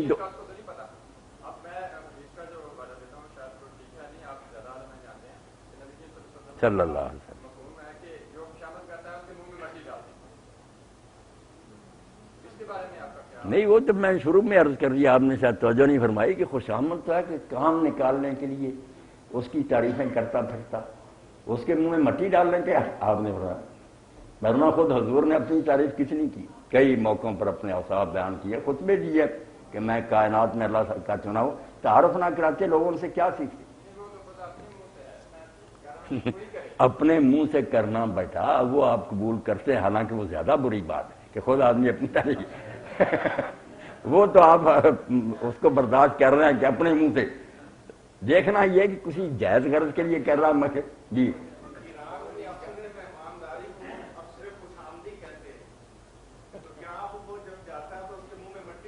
نہیں، مٹی نہیں ڈالے. علامہ صاحب میرا ایک کویشچن ہے، وہ ذرا ان سوالات سے ذرا تھوڑا سا مختلف ہے. جی جی میں ابھی یہ چند دن پہلے کتاب پڑھ رہا تھا ڈاکٹر حمید اللہ صاحب کی. جی اس میں انہوں نے ایک انشورنس پالیسی کے متعلق جو ہے وہ ان سے کسی ایک اسٹوڈنٹ نے کویشچن کیا، اور انہوں نے کہا کہ یہ رسول اللہ صلی اللہ علیہ وسلم کے زمانے میں بھی رائج تھا. اس میں انہوں نے یہ دی وضاحت کے مدینہ جب ریاست مدینہ قائم کی گئی تو اس وقت مختلف قبائل کے جو سردار تھے وہ پیسے اکٹھے کرتے تھے تاکہ اگر کوئی ہمارا قصاص یا دیت وغیرہ ہوگی تو ہم ان رکنوں سے دے دیں گے. آپ کو اس کے متعلق کیا رائے ہے؟ یہ ایک کویشچن. دوسرا کویشچن یہ ہے کہ ہم کہتے ہیں اسلام میں کہ حاکمیت جو ہے، اقتدار اعلیٰ جو ہے وہ اللہ کا ہے. اللہ. لیکن قرآن میں ایک اور جگہ پہ ہے کہ کہہ دو کہ مال غنیمت اللہ اور اس کے رسول کے لیے ہے. مال غنیمت اسٹیٹ پراپرٹی ہے اور اس میں اللہ اور اس کا رسول جو ہے وہ دونوں آ رہے ہیں. ایک کویشچن، ایک اس کی یہ بتا. دوسرا یہ کہ ایک جگہ پہ اور اللہ تعالیٰ نے فرمایا کہ اگر جب تک تم مجھے اور میرے رسول کو اپنے امور میں حاکم نہیں مان لیتے تب تک تم مومن نہیں. اور دوسرا یہ کہ جب حضرت ابوبکر صدیق رضی اللہ تعالیٰ عنہ لکھا کرتے تھے تو وہ خلیفۃ النبی لکھتے تھے، خلیفۃ اللہ جو ہے وہ نہیں لکھتے تھے. اور یہ ایران میں بھی ان کے کانسٹیٹیوشن میں بھی اس قسم کی جو ہے وہ مختلف باتیں ہو رہی ہیں. آپ اس کا طریقہ بہت سی چیزیں اکٹھی ہو گئی نا، ایک ایک پر بات ہوتی جاتی تو ایسا نہ ہو کہ مجھے یاد ہی نہ رہے. پہلی بات تو آپ نے انشورنس کی تھی. یہ ڈاکٹر صاحب نے جو کوئی فرمایا بالکل ٹھیک ہے. موجودہ جو ہے معاشی نظام یہ تو آپ دیکھتے ہیں اسلام سے بہت دور ہے، جس کی بنیاد سود پر ہے، جوئے پر ہے، لاٹریوں پر ہے. تو اسی طرح انشورنس وغیرہ بھی جو ہے اس میں بھی خرابیاں تو بہت سی ہیں، مگر موجودہ حالات میں قابل برداشت ہے. وہ عاقلہ کا نظام جو ہے نا اس کا حوالہ دے رہے تھے. پیسے اکٹھے نہیں کرتے تھے. اب بھی دین میں حکم یہی ہے کہ اگر کسی سے غلطی سے قتل ہو جائے نا، اگر جان بوجھ کر قتل کرے تو پھر تو جو تاوان مقرر ہوگا وہی بھگتے کا قاتل. اور اگر غلطی سے ہو جائے تو اس کو 3 قسطوں میں 3 سالوں میں اس کی عاقلہ برادری جو ہے نا، بالغ لوگ جتنے ہیں وہ سارے اکٹھا کر کے دیں گے. نہیں سنتے رہے نا، پھر بات کوئی رہ جائے گی تو پھر پوچھیں نا. یہ اس وقت تک تھا جب تک قبائلی نظام تھا، پتہ ہوتا تھا کہ یہ ہمارے یک جدی ہے، لوگوں کو شجرہ نسب یاد ہوتا تھا، جانتے تھے کہ ہمارے دادا کی اولاد میں بالغ لوگ. جب حضرت عمر رضی اللہ کے زمانے میں دیوان مرتب ہو گیا نا، دفتر جیسے آپ کا محکمہ تعلیم ہے، ڈاک ہے، اس طرح انہوں نے پھر کہا کہ بجائے آپ قبیلوں پر ڈالنے کے اس محکمے کی تنخواہوں میں سے کاٹ لیا جائے. جس محکمے سے آدمی متعلق ہے، مزدوروں کی تنظیم کا مزدور سارے دیں گے، وہ بوجھ اٹھاتے تھے. واقعی انشورنس کی قسم کی یہ چیز ہے. عاقلہ عربی زبان میں اس کو کہتے ہیں. جو خرابیاں ہیں وہ تو لوگ گناتے ہیں، مگر کیا کریں، موجودہ رات میں اس سے بہتر کوئی راستہ بھی نہیں بتاتے. ایک آدمی کی ساری عمر کی کمائی ہے، وہ گاڑی لے کر نکلتا ہے، بینک سے پیسے باہر کھڑے ہیں، پسٹل دکھا کر سب لوٹ لیتے. تو علماء نے اس تامین کو عربی میں تامین کہتے ہیں کافی حد تک برداشت کیا کہ یہ کرا لینی چاہیے. دوسرا سوال کیا تھا؟ حاکمیت اللہ کی. کوئی شک نہیں، حاکمیت اللہ کی ہے، مگر اللہ نے حاکمیت اس طرح تو نہیں کرنی کہ وہ پریزیڈنٹ بن جائے اور آرڈیننس نافذ کرے. اس نے اپنی حاکمیت کی تنقید کے لیے رسول کو اپنا نمائندہ مقرر کیا کہ زمین میں میرا یہ واسرائے ہے، میرا ریپریزنٹیٹو ہے، میں حکم اسے دیتا ہوں. حکم نہیں دے سکتا، یہ اللہ کا رسول بھی حلال و حرام نہیں کر سکتا، اس کی تبلیغ کرتا. اللہ جو حلال و حرام کرتا ہم تک پہنچاتا، اس کو نافذ کرتا. ان اتبع الا ما یوحی الی، جو وہی آتی ہے اس کا پیرو ہوتا. بالکل حاکمیت اللہ کی ہے، مگر اس حاکمیت کی ایجنسی جو ہے نا کہ دنیا میں اس کو قائم کرنے کے لیے اللہ کا نمائندہ وہ رسول ہے. اور رسول کے بعد خلافہ ہے۔ اسی لیے حضور نے فرمایا جو خلیفہ کی اطاعت من اطاع امام فقد اطاع، جیسے وہ نا کہ جو رسول کی اطاعت کرے گا وہ اللہ کی کرے گا، کیونکہ وہ اللہ کا حکم ہی دیتا۔ حضور نے فرمایا میرے بعد جو صحیح جانشین ہو گئے نا، جو سے امام کی اور سربراہ کی اطاعت کرے گا وہ میری کرے گا۔ ومن اصل امام فقد ثانی، اور حاکم وقت کی جو صحیح امام ہوگا نافرمانی میرا نافرمان کی نہ جائے۔ وہ کوئی حکم اپنی طرف سے دے ہی نہیں سکتے، شریعت کے تابع ہوتے ہیں، حاکمیت اللہ کی مانتے ہیں، اس کے وہ دنیا میں نائب ہوتے ہیں، اس کے ایجنٹ ہوتے ہیں، کوئی الگ حاکمیت نہیں ان کی ہوتی۔ اور بات کیا تھی؟ میرا کویسچن یہ تھا کہ کیا آج جو پریزیڈنٹ ہے وہ اللہ کا خلیفہ ہوگا یا نبی کا خلیفہ ہوگا؟ نہیں، نبی کا خلیفہ تو اس لحاظ سے ہے کہ حضور کے بعد بیٹھتا ہے۔ آپ دیکھیں نا، حضور کے بعد جو بیٹھا وہ رسول اللہ کا خلیفہ تھا، جو ان کے بعد آیا وہ ابو بکر کا خلیفہ تھا۔ خلیفہ دوسرے کا جانشین، جس کی جائے سنبھالے گا اس کا۔ اللہ کے خلیفے ہم سب ہیں۔ والذی جعلکم خلفاء فی الارض، زمین میں ہم سب کو اللہ نے اپنے خلیفے بنایا۔ وہ یہ ہے کہ ہمارے پاس جو کچھ ہے ان میں سے ہمارا کچھ نہیں، یہ اصل میں اللہ کا ہمیں بطور امانت دیا، اور اس کے بعد بارے میں پوچھے گا کہ میری مرضی کے مطابق اس کو برتا تھا۔ ہم اس لحاظ سے خدا کے نائب ہیں، مالک نہیں ہے، مالک وہ ہے، ہم اس کے حکم کے پابند ہیں۔ اور باقی جو نا حکمران یا کوئی وائس چانسلر یا دوسرا، وہ اس کا خلیفہ، عربی زبان میں اس کے خلف بعد میں آیا۔ جی پوچھ لیں اور بات جو پوچھ، جی جی دے دیں ساتھیوں۔ وعلیکم السلام۔ میرا یہ سوال ہے کہ آج کل پاکستان کے اندر خصوصاً جو خود کش حملے ہو رہے ہیں، ان کی بیک سے ان کی برین واشنگ کی جاتی ہے کہ یہ شہادت شمار ہوگی۔ کیا یہ جب وہ خود کش حملے کرتے ہیں اس سے کئی مسلمان بیچارے شہید ہو جاتے ہیں، مار جاتے ہیں، نقصان ہوتا ہے، کیا وہ بندہ جو خود کش حملہ کر رہا ہے وہ شہادت میں شمار ہوگا یا کیا اس کا اس پہلو میں؟ بس آپ کو سوال عمومی انداز میں کرنا چاہیے، پاکستان میں کیا ہو رہا ہے یہ دوسرے اللہ ہی رحم فرمائے، ساری دنیا میں بربادی ہو رہی ہے۔ خود کش حملے کا پوچھنا چاہیے کہ خود کش حملہ بھی اسلام میں جائز ہے ہی؟ اگر حالات ایسا ہی رخ اختیار کریں کہ کوئی چارہ نہ رہے سوائے اس کے کہ بس میں آپ کو ماروں اور ساتھ ہی ان کو برباد کر دوں، تو پھر اس کو ناجائز نہیں کہنا چاہیے، کیونکہ میدان جنگ میں جو جاتا ہے یہ بم نام ہی بند ہے، خود کش تو ہوتا، مرنے کے لیے جاتا، دوسرے کو مارے نہ مارے، پہلے تو فیصلہ یہی ہے کہ مجھے مرنا پڑا تو مروں گا، خود کش تو ہو کر ہی مجاہد بنتا، ورنہ وہ کیوں میدان میں جائے گا۔ صحابہ کرام کے زمانے میں بھی ایسے واقعات پیش آئے کہ دیکھا گیا کہ اگر اس وقت یہ آدمی یہ کام نہ کرے، بالکل خودکشی تھی کہ مصر میں قلعہ کا محاصرہ، بہت دیر تک بیٹھے رہے، کچھ نہ بنے۔ حضرت زبیر رضی اللہ عنہ فرمایا مجھے اٹھا کر دیوار کے اوپر سے اندر پھینکو، میں دروازہ کھولوں، ورنہ یہ اسی طرح ہی رہے گا معاملہ۔ اب یہ بالکل خودکش والی بات تھی، اوپر سے پھینک دیا، دشمن ٹوٹ پڑے، لڑتے جھگڑتے یہ دروازے تک چلے گا، چلو اللہ کی مہربانی سے دروازہ کھل گیا، قلعہ فتح ہو گیا۔ اور ساتھ یہ جو بات ہے کہ بے گناہ بھی مر جاتے ہیں، جو ساری دنیا کے بے گناہوں کو جان بوجھ کر مار رہے ہیں ان کی تو کوئی بات نہیں کرتا، جن کے مقابلہ میں بیچارے یہ مجبور ہو گیا کہ ہم کچھ ایسا کریں، وہ ظالم کر رہے ہیں، پوری دنیا کی آبادیوں کو برباد کر رہی ہے، ایک بم پھینکتے لاکھوں بچے عورتیں مرتے، اس کا گلہ کسی کو، ان بیچاروں کا گلہ کرتے ہیں۔ حالانکہ آپ اطمینان رکھیں، شریعت اسلامیہ میں جب یہ مسئلہ پیش ہے نا، پہلے دور میں بم تو نہیں تھا، کہ اگر کوئی ایسا مقام لڑ رہے اور کافروں کے پاس کچھ مسلمان بچے یا عورتیں یا کوئی قیدی ہوں، وہ ان کو آگے کر تیر برس رہے ہیں، تلواریں چل رہی ہیں، ان کو ڈھال بنا لیتے ہیں، تو کیا ہم دیکھتے رہیں کہ مسلمان کھڑے؟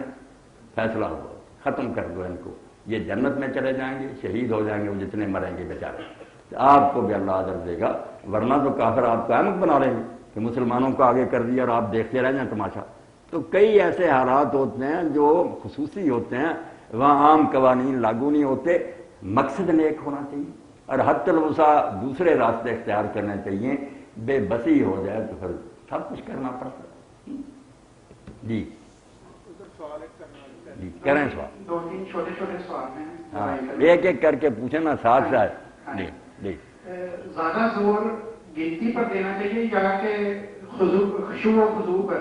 مثلا میں نے 500 نفل ادا کیے یا پھر میں نے صرف 2 نفل ادا کیے لیکن خشوع و خضوع کے ساتھ، اور اس کا ثواب جو ہے وہ تولا جائے گا کہ گنا جائے گا؟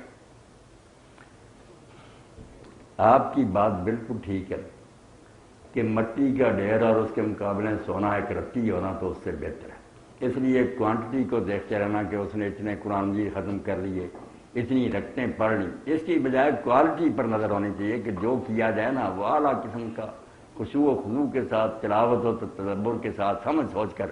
یہ بالکل ٹھیک ہے آپ کی بات کہ اس کا وزن زیادہ اعلیٰ وہی چیز ہے، مگر کبھی کبھی طبیعت میں نشاط ہوتا ہے، مزہ آتا ہے، زیادہ رکھتے پڑھنے کو بھی جی کرتا ہے۔ دیکھنا تو یہ چاہیے کہ میں اس کو بوجھ تو نہیں سمجھ رہا، کبھی یہ شوق بھی غالب ہو تو اس کو بھی موقع دینا چاہیے۔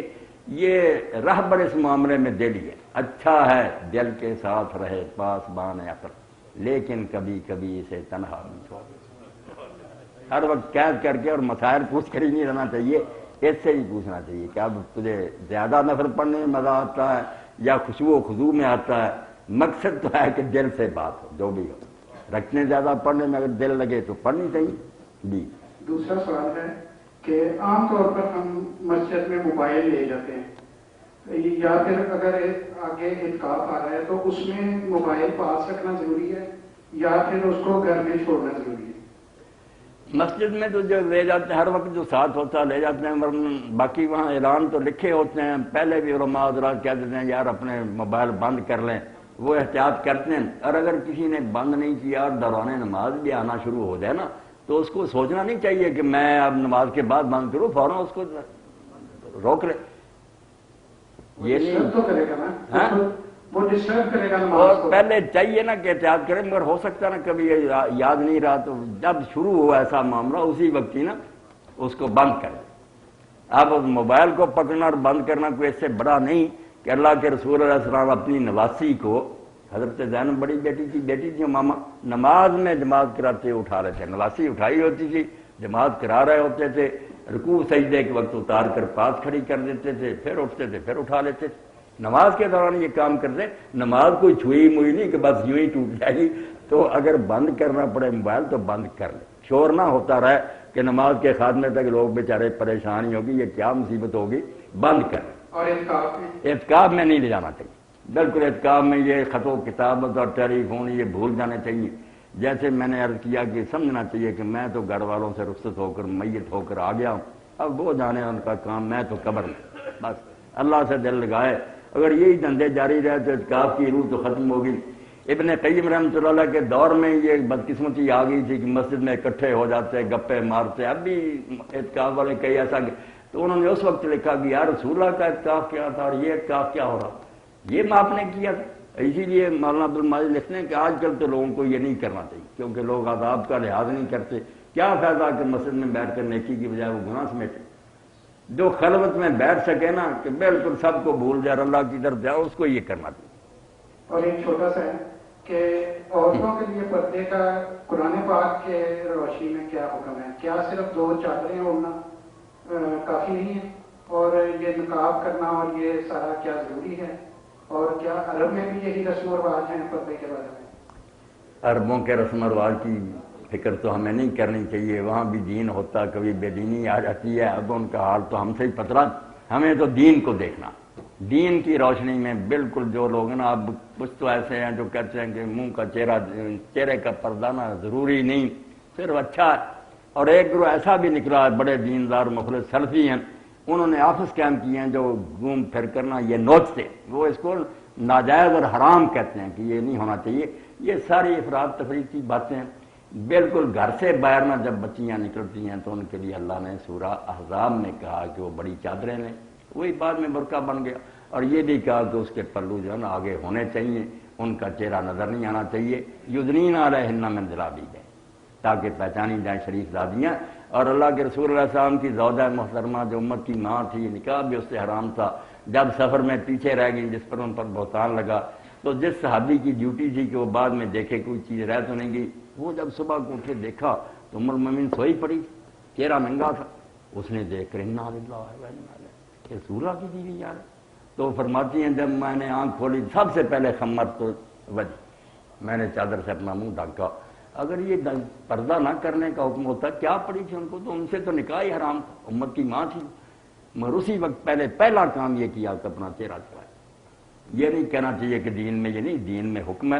باقی سورہ نور کی آیت سے لوگ ظلم کرتے ہیں کہ اس میں واقعی یہ ہے کہ منہ اور ہاتھ ننگے ہوں گے۔ اس کی تشریح جو دوسری کرنے نا غلط ہے، صحابہ سے چلی آ رہی کہ یہ منہ اور ہاتھ ننگا، مگر وہ ہے اندر کی بات۔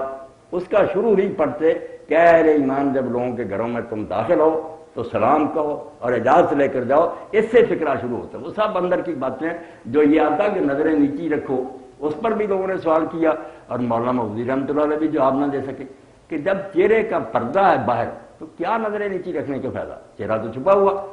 تو کہتے ہیں نہیں کبھی ہو سکتا ہے بائی چانس موڑ پر اس طرح ہو جائے، اس طرح ہو جائے، نہیں یہ بات نہیں، وہ گھر کی بات ہے۔ جو گھر میں آ سکتا ہے نا، جس کو آپ قابل اعتماد سمجھتے ہیں، رشتہ دار ہو، بے شک دوست ہی ہے ایسا کہ اس کی پرہیزگاری پر آپ کو پورا بھروسہ ہے، یہ تو آپ کو سوچنا چاہیے نا کہ آپ کی سب سے قیمتی متاع عفت اور آبرو ہے گھر میں، وہاں اپنی بچیاں اور بیٹیوں میں لے آئیں ایک بدماش کو، یہ تو آپ کی کمبختی ہے نا۔ جس کو اجازت کیسی لی ہوگی، جو اجازت لے کر آئیں گے نا وہاں پھر یہ پردہ نہیں، وہاں یہ ہے کہ زیب و زینت نہ مگر منہ اور ہاتھ ننگے رکھ سکتی ہیں۔ اس لیے بعض لوگ جو انتہا پسند کہتے ہیں دیور اور جیٹ سے ہی پردہ، پھوپھیاں اور چچوں کے ملے، یہ بھی غلط بات ہے، وہ کیسے پھر ملیں گے؟ ہاں پھر تو کبھی ان کا آپس میں ملنا جلنا ہی نہیں ہو سکتا۔ ایک حدیث پاک کو غلط سمجھ گئے کہ آپ نے فرمایا جو دیور ہے نا یہ جیٹ وہ موت، ارحم الموت۔ اب اس کا شروع نہیں پڑھتے کہ اس میں پردے کا مسئلہ تھا، وہ تنہائی کا مسئلہ تھا کہ کوئی مرد اور عورت جو اللہ اور آخرت پر ایمان رکھتے ہیں وہ اس طرح بند کمرے میں اگر وہ محرم نہیں ہو سکتے کہ کسی کے آنے کا وہاں احتمال نہیں، کنڈیاں لگی ہیں، بند ہے، اچانک کسی کے آنے کا خطرہ نہیں، اس طرح نہیں تنہائی میں بیٹھ سکتے۔ تو صرف تنہائی کے بارے میں لوگوں نے پوچھا، ورنہ یہ ٹنگ جو کر دیا نا کہ ہر آدمی یہ الگ مکان دے، ورنہ بھائی بھی اکٹھے نہیں رہتے، یہ کمبختی، یہ پردہ نہیں۔ گھر میں منہ اور ہاتھ ننگے ہوں گے بغیر زینت کے، اور اگر محرم رشتہ دار ہوں گے تو پھر پورے زیب و زینت کے ساتھ بچیاں ان کے سامنے آتے، وہ اللہ نے دائرے مقرر کر دی۔ خاوند بیوی کے درمیان کوئی پردہ نہیں، محرم جو ہے ان کے لیے صرف پیٹ، پشت اور رانے، یہ ہے، باقی حصے اگر ننگے پڑھنے پڑیں اپنے باپ اور بھائیوں کے سامنے بچیاں گھروں میں کام کر سکتی ہیں، گردن بھی، بازو بھی، پیٹ، پشت اور رانے۔ اور جب معاملہ ہوگا کہ محرم نہیں ہے، ہیں رشتہ دار یا ملنے والے، پھر منہ اور ہاتھ صرف، سادہ حال میں۔ اور جب باہر جائیں گے آپ اجنبیوں سے واسطہ، پھر سورہ احزاب آ جائے گی، بڑی چادر، گھونگھٹ اور اپنا آپ چھپانا۔ یہ چار پردے جو نہیں نہ سمجھتا کہ زوجین کا کیا معاملہ ہے، محرموں کا کیا ہے، غیر محرم ہے مگر تعلق والے ہیں، بیگانے ہیں، وہ مولوی کبھی نہیں سمجھاتے۔ میں نے دیکھا بڑے بڑے الجھے ہوئے ہیں، کوئی حل نہیں آتا، ادھر کی بات ادھر چشمہ کر دیتے ہیں، جس سے معاملہ نا پہلے سے ہی بگڑ جاتا۔ جی بسم اللہ الرحمن الرحیم۔ ڈاکٹر صاحب پہلے تھوڑی دیر پہلے محترم نے ایک بات کی تھی کہ روزہ رسول میں حاضری کے بارے میں بات کی تھی، اس بارے میں تھوڑا سا عرض کرنا چاہوں گا، آگے آپ بتا دیجیے گا کہ قرآن پاک کی ایک آیت ہے بلاؤ انہم اذ ظلموا انفسہم جاؤ، اللہ تبارک و تعالیٰ نے قرآن پاک میں کہا کہ جب تم اپنی جانوں پر ظلم کر بیٹھو تو میرے محبوب کی بارگاہ میں صلی اللہ علیہ وسلم۔ انہوں نے سوال کیا تھا کہ روزہ رسول پہ جانے کا حکم نہیں ہے، اب قرآن پاک کی آیتیں آگے ڈاکٹر صاحب بیان کرتے ہیں، میں صرف اشارہ دے رہا ہوں۔ اور دوسرا 15 سپارہ سبحان الذی اسری بعبدہ لیلا من المسجد الحرام الی المسجد الاقصی الذی بارکنا حولہ۔ انہوں نے کہا کہ مدینہ منورہ میں اس لیے جانا چاہیے کہ وہاں مسجد کی نیت کر کے جانا چاہیے۔ اب اس قرآن پاک کی آیت میں اللہ نے فرمایا کہ ہم نے سیر کرائی اپنے بندے کو رات کے اس مختصر حصے میں مسجد حرام سے لے کر مسجد اقصی تک، اور آگے مسجد اقصی کے بارے میں حکم آیا کہ بارکنا حولہ، جس کے ارد گرد برستے ہیں۔ اب میں ان سے یہ سوال کرتا ہوں کہ برستے مسجد کے اندر ہوتے ہیں یا باہر؟ اب اللہ نے کہا کہ بارکنا حولہ، اس کے ارد گرد برستے ہیں، تو اس کی تفسیر میں جو لکھا گیا ہے وہ یہ ہے کہ مسجد اقصی کے ارد گرد 300 انبیاء کے مزارات ہیں، علیہم السلام۔ 300 انبیاء کے مزارات ہیں۔ جب اللہ نے ان مزارات کو برکتوں کا مجموعہ کہہ دیا تو کیا روزہ رسول برکتوں کا مجموعہ نہیں ہے؟ نہیں جھگڑا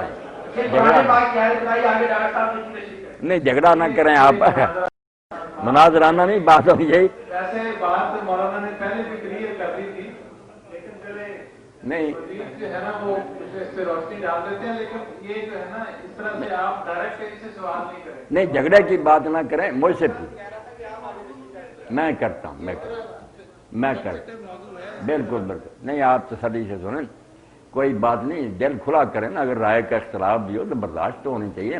یہی دیندار اور مذہبی لوگوں میں خرابی آ گئی، جس سے پوری دنیا کہتی ہے یہ دہشت گرد ہے، بنگال کوئی اتنا نہیں برداشت کرتا کہ یار میں نے اس آیت کا یہ مفہوم سمجھا، دوسرے نے یہ سمجھا، چلو اگر نہیں بھی صلح ہو سکتی اپنی رائے پر میں رہوں، اس کو بھی رہنے دیں، لٹ لے کر پیچھے پڑ جاتے۔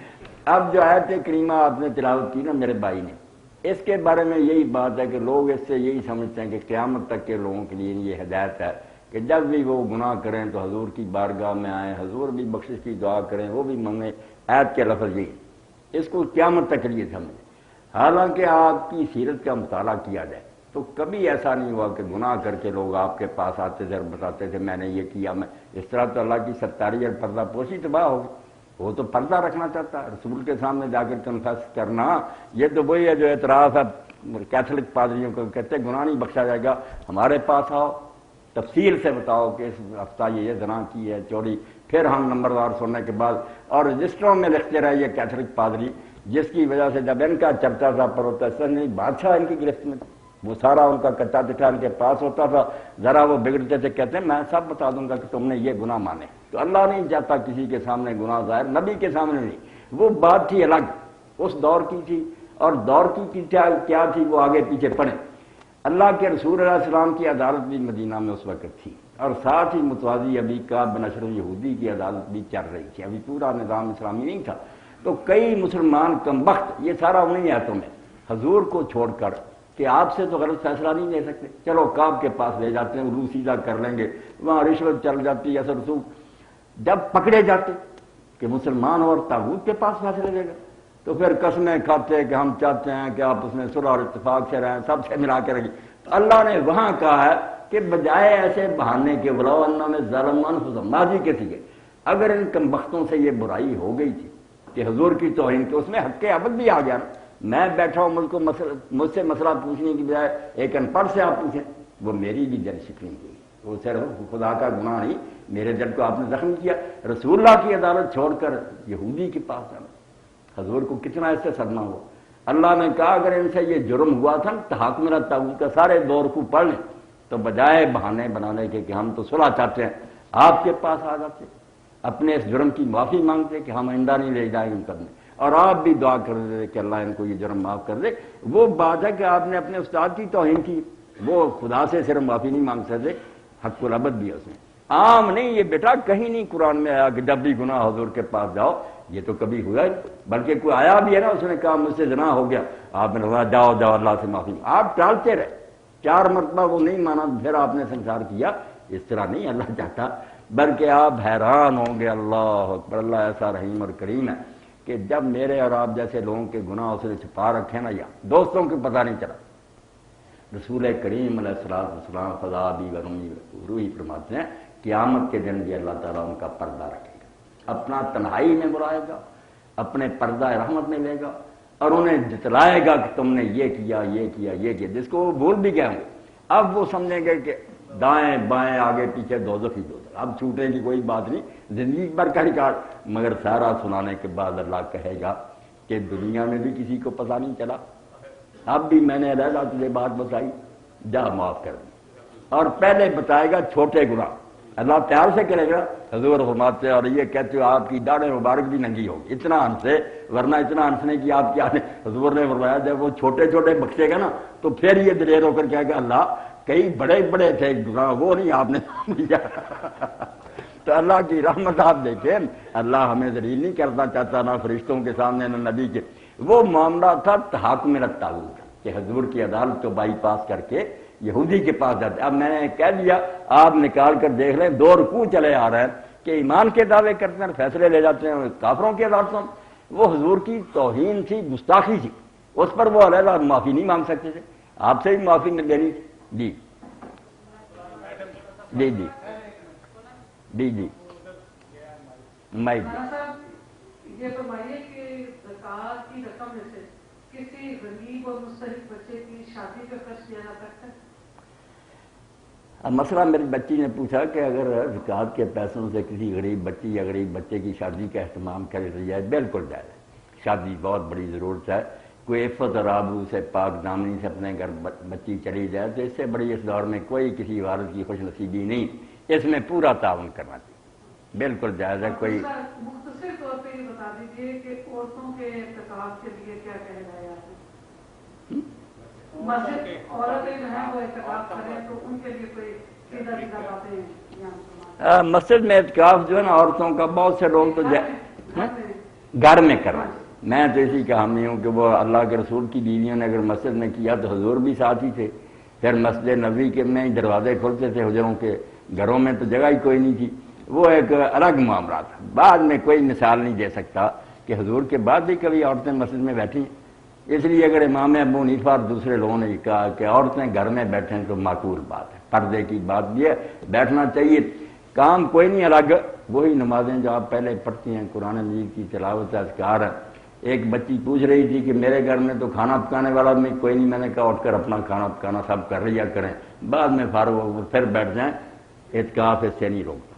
सही काम जो है ना अच्छे वो सारे आप कर सकती हैं, कोई इसमें बंधन नहीं।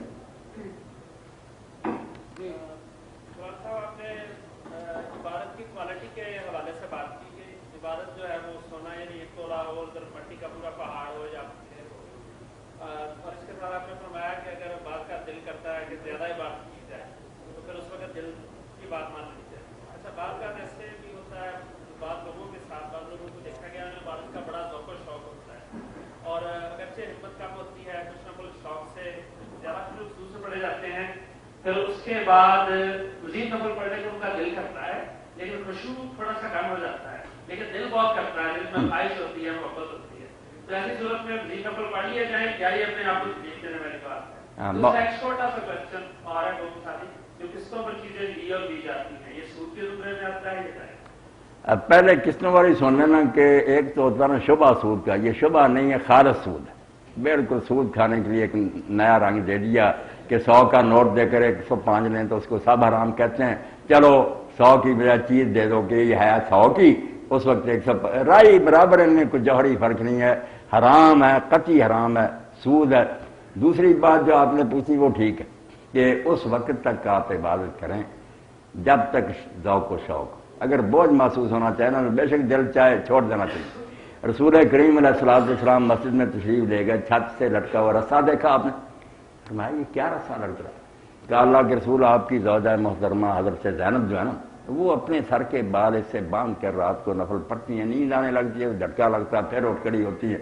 आप उतारो इसको, जब तक होशो आवाज ठीक है पढ़ो, जब जरा भी नींद आने लगे तो आराम से सो जाओ।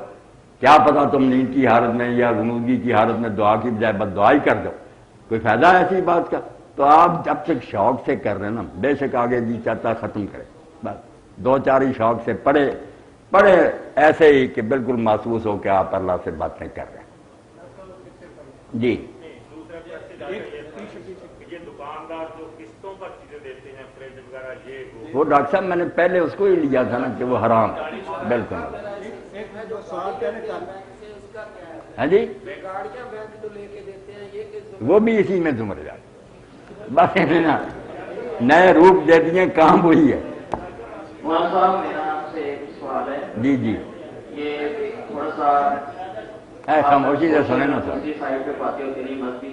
कुरान पाक में अल्लाह ने फरमाया है कि मेरा एक दिन आपके 1000 वर्ष के बराबर है।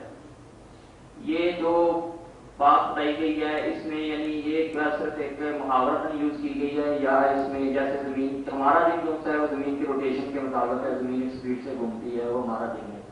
अल्लाह ताला ने फरमाया कि आपका 1000 वर्ष उनसे मेरे दिन के बराबर है, इसमें क्या यानी रिलेशन?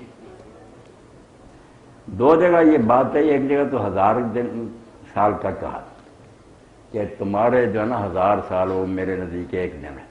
दूसरी जगह जो है ना सूरह मार जहाँ का फरिश्ते और मलाइका अल्लाह की तरफ 50,000 साल में चढ़ते हैं।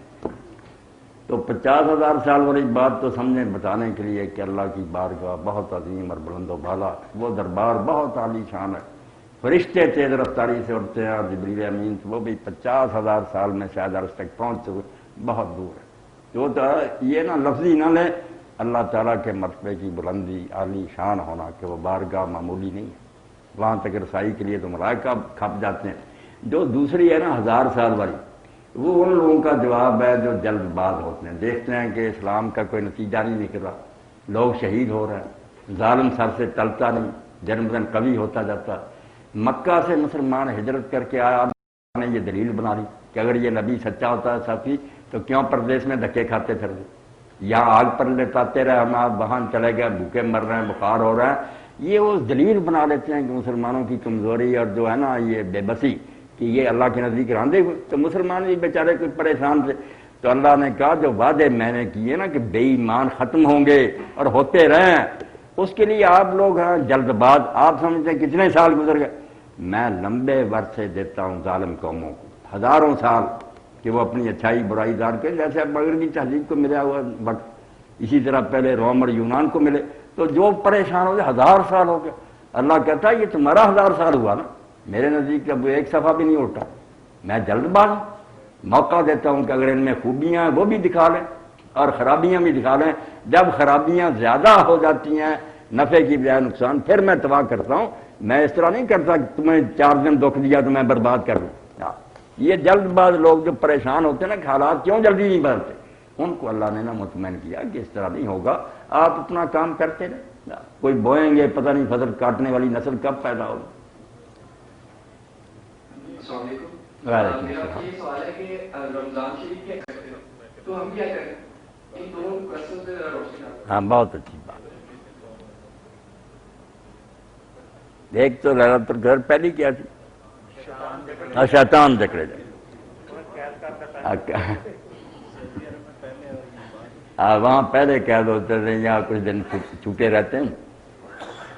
اصل میں اس حدیث پاک کے بارے میں بھی کچھ لوگوں کو غلط فہمی ہو گئی کہ شیطان جکڑے جاتے ہیں، پھر لوگ کہتے ہیں شیطانی کام تو ہوتے رہتے ہیں، قتل بھی ہوتے ہیں، ڈاکے چوریاں.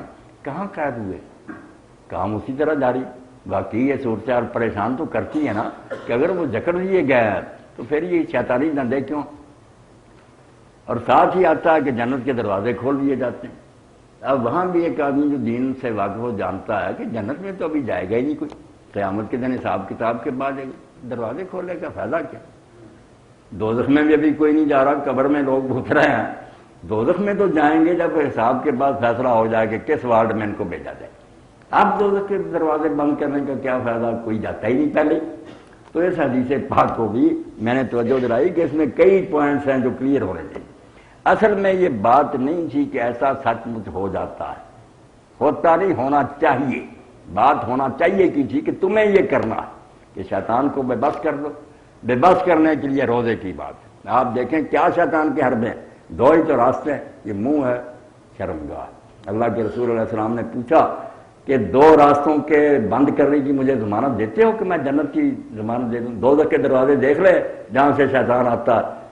الفم والفرج، منہ ہے جس سے حلال و حرام کھاتے ہو یا بےہودہ باتیں بکتے. دوسرا یہ شرمگاہ. تو یہ دونوں دروازے بند ہیں کہ نہیں اسلام میں؟ اب حلال کے بند ہیں، حرام کہاں سے ہم آدمی کر سکتا؟ جو نہیں کرتا دین کہتا کرنے چاہیے. مطلب یہ لو حدیث پاک کا کہ دین کی طرف سے یہ اہتمام کیا گیا ہے کہ اگر آدمی دینی تعلیمات پر عمل کرے تو دوزخ کے دونوں راستے منہ اور شرمگاہ بند ہیں. جو نہیں بند کرتا اس انتظام سے فائدہ نہیں اٹھاتا، اس کی بات نہیں. جنت کے دروازے بھی کھولنے کا مطلب وہ پھاٹک نہیں ہے، وہ کھلیں گے جب ہم وہاں جائیں گے. جنت کے دروازے حدیث پاک میں کئی نیکیوں کو کہا گیا. آپ نے یہ سنا ہی ہوگا کہ جنت کے دروازے تلواروں کے سائے کے نیچے ہیں. بالکل صحیح ہے. اب وہاں پھاٹک نہیں کھلا ہوتا، شہید ہو کر آدمی جنت میں جاتا ہے. راستہ ہے، طریقہ ہے وہاں جانے کا. حدیث پاک میں فرمایا گیا کہ والد اوسط ابواب الجنہ، جنت کے سارے دروازوں میں سے سارا دروازہ باپ، اس کو خوش کرو جنت میں جاؤ. تو کئی نیکیاں ہیں جن کو جنت کے دروازے کیا. اس مہینے میں جو وہ کئی سارے کھول دیے گئے. جنت میں آپ جانا چاہیں تو کئی طریقے کھول دیے. روزہ جس پر حضور فرماتے ہیں جو نیک نیکی سے رکھے گا گناہ بخشے گا. رات کا قیام ہے جو کرے گا بخشے گا. لیلۃ القدر ہے بخشے گا. اور یہ اعتکاف ہے. یعنی کتنے راستے کھول دیے گئے ہیں جنت کو جانے کی. بات یہ تھی لوگ ادھر چلے گئے کہ وہاں پھاٹک کھلے گئے نہیں، نیکی کے راستے کھول دیے گئے. شریعت نے جو انتظام کیا کہ ابواب الجنہ، جنت کو جانے کے کئی اس وقت راستے کھلے ہیں. چلو ان پر روزہ رکھو، رات کو قیام کرو. یہ ہے ڈاکٹر صاحب اس کا مفہوم. دوزخ کے دروازے بند ہیں، دونوں ہی راستے ہیں دوزخ کی طرف جانے کے، منہ اور شرمگاہ پہلے بٹھا دیے گئے. شیطان بیچارہ آئے گا، وہ کہے گا یار ان دونوں سے ہی میں نے برائی کرنی تھی. یہ تو میں چھوڑے بیٹھو حلال چھوڑے بیٹھو تیری بات کیا، یہ ساری مومن متقی جو شریعت کا پابند ہے اس کے لیے، جو بے ایمان ہے ان کے لیے نہ جنت کے کھلے ہیں، رمضان گزر جائے گا پتہ ہی نہیں آیا، ان کے لیے دوزخ کے بھی کھلے ہیں، وہ بند ہی نہیں کرتے راستے منہ اور شرمگاہ حرام کاریاں کر۔ حدیث پاک کا مفہوم یہ ہے، آپ نے سن لیا، غور فرمائیں گے، ذرا الجھن نہیں، جب ان دروازوں کی طرف جاتے ہیں نا جو غیب کے عالم میں، وہ تو قیامت کو کھلیں، ان کے بند ہونے کے لیے کھلنے کی بات کا کوئی فائدہ نہیں۔ یہ دنیا میں ہے کہ دین نے ایسا انتظام کر دیا کہ اگر ہم شریعت پر عمل کریں تو شیطان بھی بے بس ہے، کوئی اس کا ہیلا کارگر نہیں ہو سکتا۔ جنت کے دروازے بھی کھلے ہیں، کسی ایک نیکی کو کریں، ادنا نیکی تو حضور نے فرمایا کوئی مسلمان دوسرے مسلمان کا روزہ کھلا دے اس کے برابر اس کو ثواب مل جاتا ہے، کمی اس پہ ثواب۔ تو لوگوں نے پوچھا کہ اللہ کے رسول سب کے پاس تو اتنا نہیں کہ کھلا، فرمایا یار تم لسی کا ایک گھونٹ یا کھجور بھی نہیں کھلا سکتے۔ جی لو دوسری بات بھی بہت قابل توجہ، جو پوچھا نا کہ بھائی لیلۃ القدر پریشانی ہونا چاہیے، لیلۃ القدر کے بارے میں اصل ذہنوں میں ہے کہ ساری رات جاگتے رہتے ہیں، کوئی ایک مومنٹ ایسا آتا ہے کہ اس وقت لوہا سونا ہوتا، اس لیے یہ لوگ پریشان ہے کہ یاروں پھر مختلف علاقوں میں مختلف آئے گا، ایسی بات نہیں ہے، اس کو ذہن سے نکالیں۔ پوری رات جو ہے نا جہاں جہاں وہ آئے گی، جیسے جمعہ کا دن ہمارے یہاں کس وقت آتا، سعودیہ میں 2-4 گھنٹے بعد آتا، امریکہ میں ایک دن پورا بعد میں آتا، جمعے کا دن مبارک ہے، آپ کو نا لمحے کی فکر نہیں ہونی، لمحہ نہیں پوری رات، سلام حیات فجر، دن چڑھنے تک وہ پوری رات برکتوں کی۔ ہماری جب طاق ہوگی ہمیں وہ رسیب، ظہر اثر نمازیں ہم اپنے وقت پر پڑھتے ہی نہیں، سعودیہ کو دیکھتے پھرتے، اس لیے فکر نہ کریں، ان کی جب آئے گی وہ اس کے مطابق چلیں گے، ان کو اس میں برکتیں ملیں گی، ہماری آئے گی ہمیں بھی برکتیں ملیں گی۔ وہ پوری رات 21ویں سمجھے 23ویں جو آتی جائے گی وہاں کے علاقوں کے نام ملتے جائیں گے۔ جو لمحہ سمجھ رہے کہ آنکھ جب کہیں لمحہ گزر گیا، وہ ایسے سوال کرتے ہیں کہ لمحہ تو پھر ساری دنیا میں ایک وقت نہیں آ سکے، لمحے کی بات نہیں، تاریخ ہے، وہ تاریخ جہاں جہاں آتی جائے گی، جیسے باقی سارے کاروبار چلتے ہیں ان تاریخ پر۔ مولانا صاحب میں تھوڑی سی وضاحت چاہتا ہوں جی باتوں کی۔ پہلی تو بات یہ ہے کہ یہ بھی بات ہوئی تھی کہ زکوٰۃ کا پیسہ یہ ہے، تو اس میں اگر زکوٰۃ کا پیسہ کھانے پہ لگایا جائے تو کیا کھانے والے جو اس کے مستحق نہیں ہیں ان کو کھانا جائز ہے؟ نہیں، کھانا نہیں آپ کھلا سکتے، کھانے میں نہیں وہ پیسہ لگے گا؟ نہیں، یہ جو یہ یتیم یا جو وہ بچے بچیاں جو نا ان کا تو ویسے ہی جن میں حق بنتا، مسکین فقیر ہے، ان کے پاس نہیں اپنا ایسا انتظام کوئی، ان کی تو مدد کرنی چاہیے۔ ایسے یہ بھی نہیں دیکھنا چاہیے، یہ بھی غلط تصور ہے کہ بالکل جو مانگنے پر آ جائے نا اس کو دینی چاہیے۔ اب فقہا میں سے کئی نے یہ بھی پابندی لگا دی کہ زکوٰۃ بھی آپ صرف اتنی ہی دے سکتے ہیں جس سے اس پر زکوٰۃ نہ فرض ہو جائے، بس 200-400 دے سکتے ہیں، اتنی نہ دے دیں کہ وہ بھی نصاب کا مالک ہو جائے۔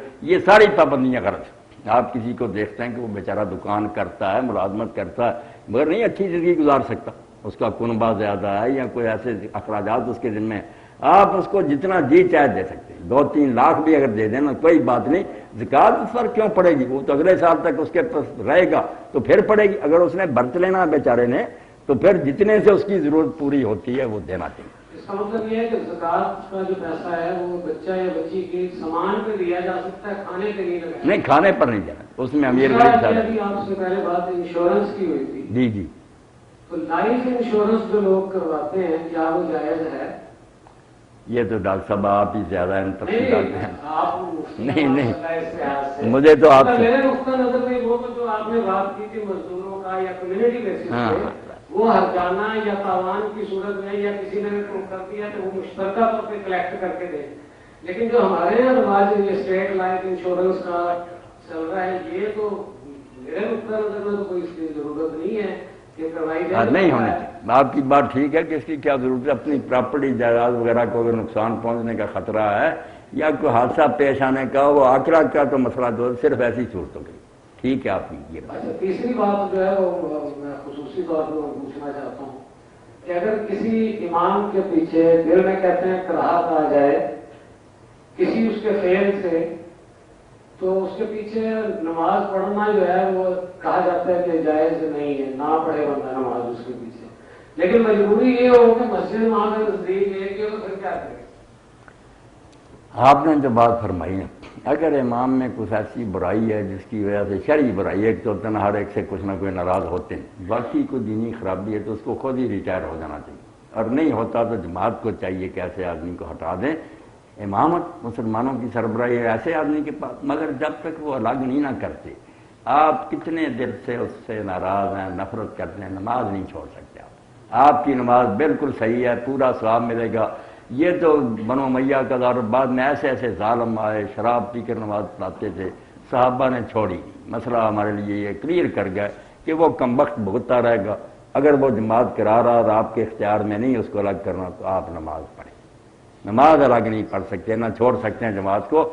جماعت کی بڑی اہمیت، نہ فرقہ دیکھیں گے ہم، نہ عقیدہ دیکھیں گے، نہ کوئی اس کے عمل دیکھیں گے، اس کو اپنا آپ درست کرنا چاہیے۔ پڑھنے والوں کی نماز، اللہ کے رسول علیہ السلام نے فرمایا میرے بعد ایسے لوگ بھی آئیں گے جو بے وقت نمازیں پڑھیں، اور ایسا دور بھی آیا کہ لوگ جمعہ پڑھنے گئے اور دیکھا کہ اثر کا وقت بھی جا رہا، اتنی لمبی بکواس شروع کرتے حجاج تو لوگ جو تھے نا صحابہ اور تابعین کھڑے ہو کر پھر نہیں پڑھ سکتے تھے، وہ بیچارے بیٹھے بیٹھے اشارے سے ہاتھ بھی نہیں اٹھاتے، پتہ نہ چلے قتل کر دیتے۔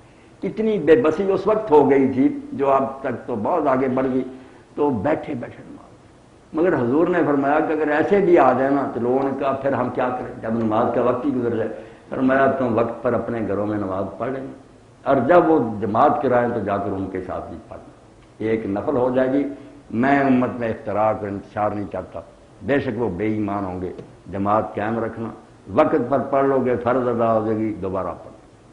ان اماموں کا بھی ذکر کیا جو نماز میں کاٹ چھانٹ کریں گے، تو لوگوں نے کہا یا رسول اللہ ان کے پیچھے نماز پڑھنے کا کیا فائدہ ہوگا؟ فرمایا نہیں، تمہیں پورا ثواب ملے گا، جو کمی بیشی وہ کریں گے اس کے جواب دے وہ۔ مسلمانوں میں اتحاد اور اتفاق اتنا دین میں مقدم ہے کہ اس کو نقصان پہنچانے والا الہام بھی ہے اس پر لعنت۔ کوئی ولی کہے نا مجھے الہام ہوا جس سے مسلمان فرقوں میں بٹ جائیں، وحدت ہو جس فنا جس سے وہ الہام بھی الہام، لعنت بھیجو ایسے مرزا غلام احمد کے الہام پر کہ باقی سارے کافر ہیں، جو مولوی ملا یہ کہے وہ کافر ہیں، وہ نماز نہیں، وہ شیطان کہہ جائیں۔ دین میں ایک لفظ بھی نہیں دکھا سکتا کہ حضور نے سب پیش گوئیاں کیے نکالو دفتر، یہ بعد میں تم ملاؤں نے لکھ لیا اس کے پیچھے نماز نہیں، اس کے پیچھے۔ اللہ کے رسول نے کہیں فرمایا کہ گمراہ ہوں گے جو جیتے، فرمایا نماز ساتھ پڑھنی، نماز ہی جو ایک رشتہ ہے جس سے مسلمان آپس میں جڑے ہیں، جب یہ بھی ٹوٹ گیا کعبے کٹھے ہوں گے۔ جی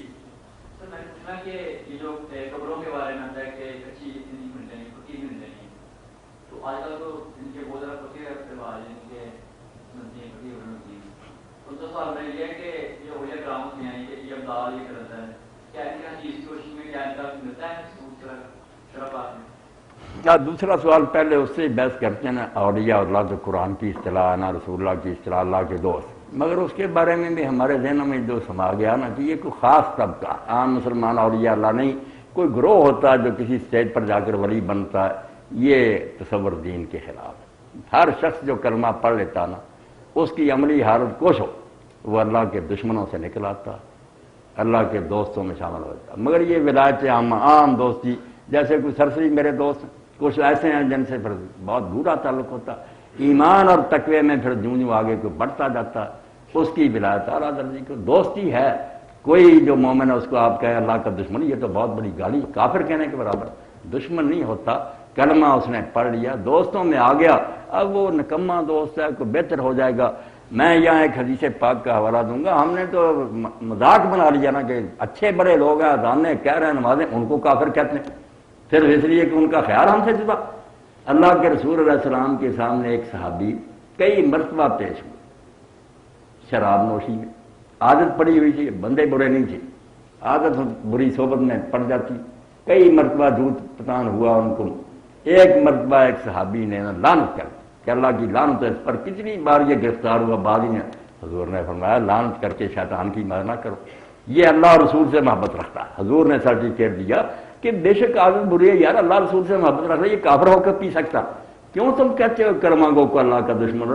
اس لیے آپ حیران شرابی عادی کو، ہم اچھے بڑے لوگ ہیں، نمازیں پڑھ رہے ہیں، اذانوں میں کہتے ہیں اشہد اللہ علیہ وسلم، ان کو نہیں مسلمان مانتے۔ آپ وہ گرنتھ پڑھیں پھر آپ کو تسلی ہوگی کہ مسلمان، یہی دو کلمے تھے، یہ تو ہر مسجد پڑھ رہی ہے، کیوں آپ فتویٰ کفر کا دیتے؟ اسی لیے اللہ کے رسول نے کسی برائی پر اتنا سخت نہیں کہا جتنا کافر کہنے پر، کہ کلمہ گو کو جو کافر کہتا ہے وہ خود ہو جاتا کہ ہمارے نزدیک اسلام ہی کفر ہے، اسلام وہ لایا ہوا، آپ اس کو مسلم ہی مان رہے. یہی میری پکار ہے، چیخ ہے. کتابیں لکھی، ہر روز میں فتاوی آن لائن پر کہتا ہوں، یہ سب میرے بھائی ہیں، بریلوی، دیوبندی، شیعہ، سنی. ان میں سے کفر نام کی ایک شے بھی، لوگوں کی اپنی بنائی باتیں ایک دوسرے کا پڑھ کے نہیں، اپنی طرف سے ان کے بارے میں باتیں کر رہی ہیں. وہ گستاخی کرتے ہیں، وہ شرک کرتے ہیں، وہ صحابہ کو گالیاں دیتے ہیں. بھئی اصل کتابیں پڑھو، مناظرہ باز لوگوں کو چھوڑو، پتہ چلے گا کہ یہ ایک درخت ہے جس کی ٹہنیاں بالکل اللہ کے رسول کے دیوانے ہیں. ہر ان میں سے بڑھ بڑھ کے بات کر رہا ہے، تہجد گزار ہے. کون کافر ان میں سے؟ ہاں، پڑھتے نہیں، اور پڑھیں گے تو مناظرے کی کتابیں جو رسالے ایک دوسرے کے خلاف لکھ دیے نا، جن نے تصویر بگاڑ کر وہی لیے پھرتے ہیں. وہ بیچارے ہر گروہ کے لوگ کہتے ہیں توبہ لعنت ہے اس پر. ایک بچی نے ایک دن مجھے پوچھا کہ جو لوگ یہ کہتے ہیں کہ حضور کی عزت اتنی ہے جتنی بڑے بھائی. میں نے کہا بیٹی عمر گزر گئی، بوڑھا، مجھے آج تک ایسا نہیں کوئی میرا. اگر تجھے کوئی ملے میرے ساتھ بھی ملاقات کرا کہ وہ کم وقت کون ہے جیسا کہتے بات بنا رہے ہیں. ایک عبارت کو غلط سلط کاٹ کر اب اس کا وقت نہیں، بات کیا تھی اس کو کیا بنا دیا. آپ دل میں یہ بٹھا لیں کہ جو بات ایک ان پڑھ سن کر ان پڑھ مسلمان کا توبہ توبہ، وہ عالم لکھ سکتا؟ یہ قاعدے کی بات عالم نہیں لکھ سکتا. نہ مولانا مرزا خان رحمۃ اللہ علیہ لکھ سکتے ہیں، وہ بھی علامہ احسان اللہ دیر جھوٹ بولتا بریلویت میں. جو یہ کہتے ہیں وہابیہ میں زیادہ، وہ بھی جھوٹ بولتے ہیں. اصل کتابیں نکالیں گے آپ دنگ رہ جائیں گے کہ لعنت ہے ان جھوٹوں پر. بات کیا تھی اور یہ کدھر کی کدھر لے. تو کوئی مسلمان نہ گستاخ رسول ہے نہ کوئی مشرک ہے. غلطی سے اگر وہ کام کر رہا کہ میں تعظیم کر رہا تو آپ اس کی اصلاح کریں کہ وہ ادب کر رہا اپنے خیال میں ذرا حد سے بڑھ گیا، شرک نہیں کرنا تو وہ سر پھاڑ دے گا آپ کا کہ آپ کہہ رہے ہیں میں شرک کرتا. تو علم نہ ہو تو کہہ سکتے ہیں کہ وہ بے خبر کافر مشرک کیوں کہتے ہیں. آج کے درس میں اگر یہی بات آپ میری اللہ کے لیے مان لینا کہ کلمہ کو کافر نہ کہے، جس مسجد میں جائیں پڑھیں نا کہ پیشانی پر کیا رکھا، سنی، بریلوی، شیعہ، وہابی، دیوبندی، چھوڑے ان باتوں تو ساری مسجدیں آپ کی. قرآن پڑھ رہا ہے، قبلہ رخ ہے، آپ نے قرآن کے پیچھے کھڑا اس کا عقیدہ جو ہے جواب دیتا رہے گا. جی قبر کی کیا بات؟ کچی قبر. یہ قبر کی بات انہوں نے کہی نا، کچی پکی کی. تو ٹھیک ہے، اللہ کے رسول علیہ السلام نے فرمایا کہ قبروں پر عمارت بنانا اور ان کو چونا گچ کرنا جو ہے نا، اس سے آپ نے منع کیا. اور زیادہ جو ہے نا خرابیاں بھی پیدا ہوئی ہیں پکی قبروں سے. اگر سادہ قبریں ہوتی نا بے شک اولیاء کی ہوتی، کیوں یہ ہوتا کہ وہاں قوالیاں ہو رہی ہیں، میلے ہو رہے ہیں. اور کئی تو ایسے مزار بھی ہیں کہ اولیاء اللہ کی روحیں بھی دکھی ہیں، زنا ہوتا ہے وہاں، شراب نوشی ہوتی ہے، بھنگ ہوتی ہے. اسی لیے پتہ چلتا ہے کہ اللہ کے رسول نے کیوں نہیں. اور معاشی طور پر بھی یہ نقصان دہ کہ ایک قبر پر آپ نے لاکھوں کروڑوں لگا دیا، اس کو غسل دیتے ہیں عطر سے، کیا فائدہ اس اللہ کے ایک بندے کو؟ وہ تو جنت میں، اس کو ان خوشبوؤں کی کیا ضرورت ہے؟ کتنے غریب تھے جن کے گھر آباد ہو سکتے تھے، بچیاں اپنے گھروں میں جا سکتی تھیں، آپ یہ ملنگوں اور مجاوروں کو دے رہے. تو ہے دین کے خلاف. ان یبنا القبر وان یجسس علیہ، منع کیا کہ چونا گچ نہ کرو، نہ ان پر کوئی عمارتیں بنا. جی جی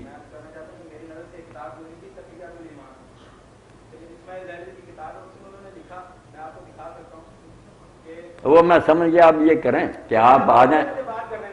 نہیں وہ میں نے سمجھ لی نا بات. اب آپ کریں نا، یہاں بات آ نہیں. آپ میرے پاس آئیں، تقویۃ الایمان نکال لیں گے، میں آپ کو دکھاؤں گا کہ وہ اس کا سیاق و سباق کیا بتاتا.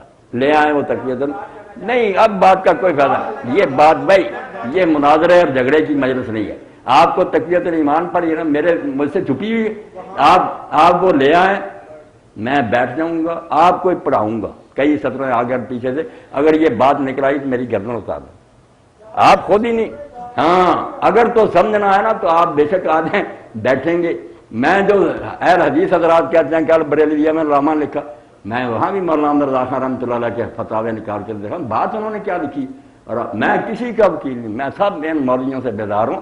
انہوں نے یہ دکانیں بنائی اسی طرح کہ دوسرے کی بات بگاڑو، ان کو بدنام کرو. تقویۃ الایمان چھپی نہیں، مجھ سے لے آئیں، آپ سے ہی پڑھاؤں گا. مگر کہوں گا اللہ کے لیے پہلے توبہ کرو کہ مطلب نہیں بدلنا، پڑھتے آؤ. اگر یہ بات نکلی کہ بڑا بھائی عمر میں اور اس کی یہی تعلیم ہے جو میرے بڑے بھائی کی عمر میں، تو میری گردن اتار دیں. نہیں کیا فائدہ یہاں مناظرے کی باتیں نہیں کریں. ہاں سیاق و سباق بڑے کھلے دل سے میں آپ کا استقبال کروں گا.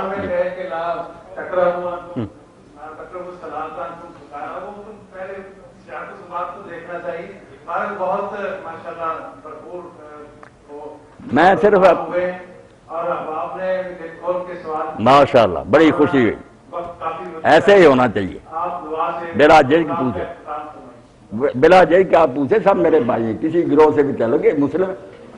الحمدللہ رب العالمین والصلاة والسلام علی سید الانبیاء والمرسلین وخاتم النبیین وحبیب رب العالمین سیدنا و مولانا محمد وآلہ واصحابہ اجمعین۔ اللہم وفقنا لما تحب وترضى واجعل آخرتنا خیرا من الأولى۔ اللہم استعملنا بسنت نبیک وتوفنا علی ملتہ وعیدنا من مضلات الفتن۔ یا حی یا قیوم برحمتک نستغیث اصلح لنا شأننا کلہ ولا تکلنا الی انفسنا طرفۃ عین۔ اللہم انصر الاسلام والمسلمین واخذل الکفرۃ والمشرکین۔ ربنا افرغ علینا صبرا وثبت اقدامنا وانصرنا علی القوم الکافرین۔ وصلی اللہ تعالی علی عبد اللہ ورسولہ خاتم النبیین سیدنا و مولانا محمد وآلہ واصحابہ اجمعین، آمین یا رب العالمین۔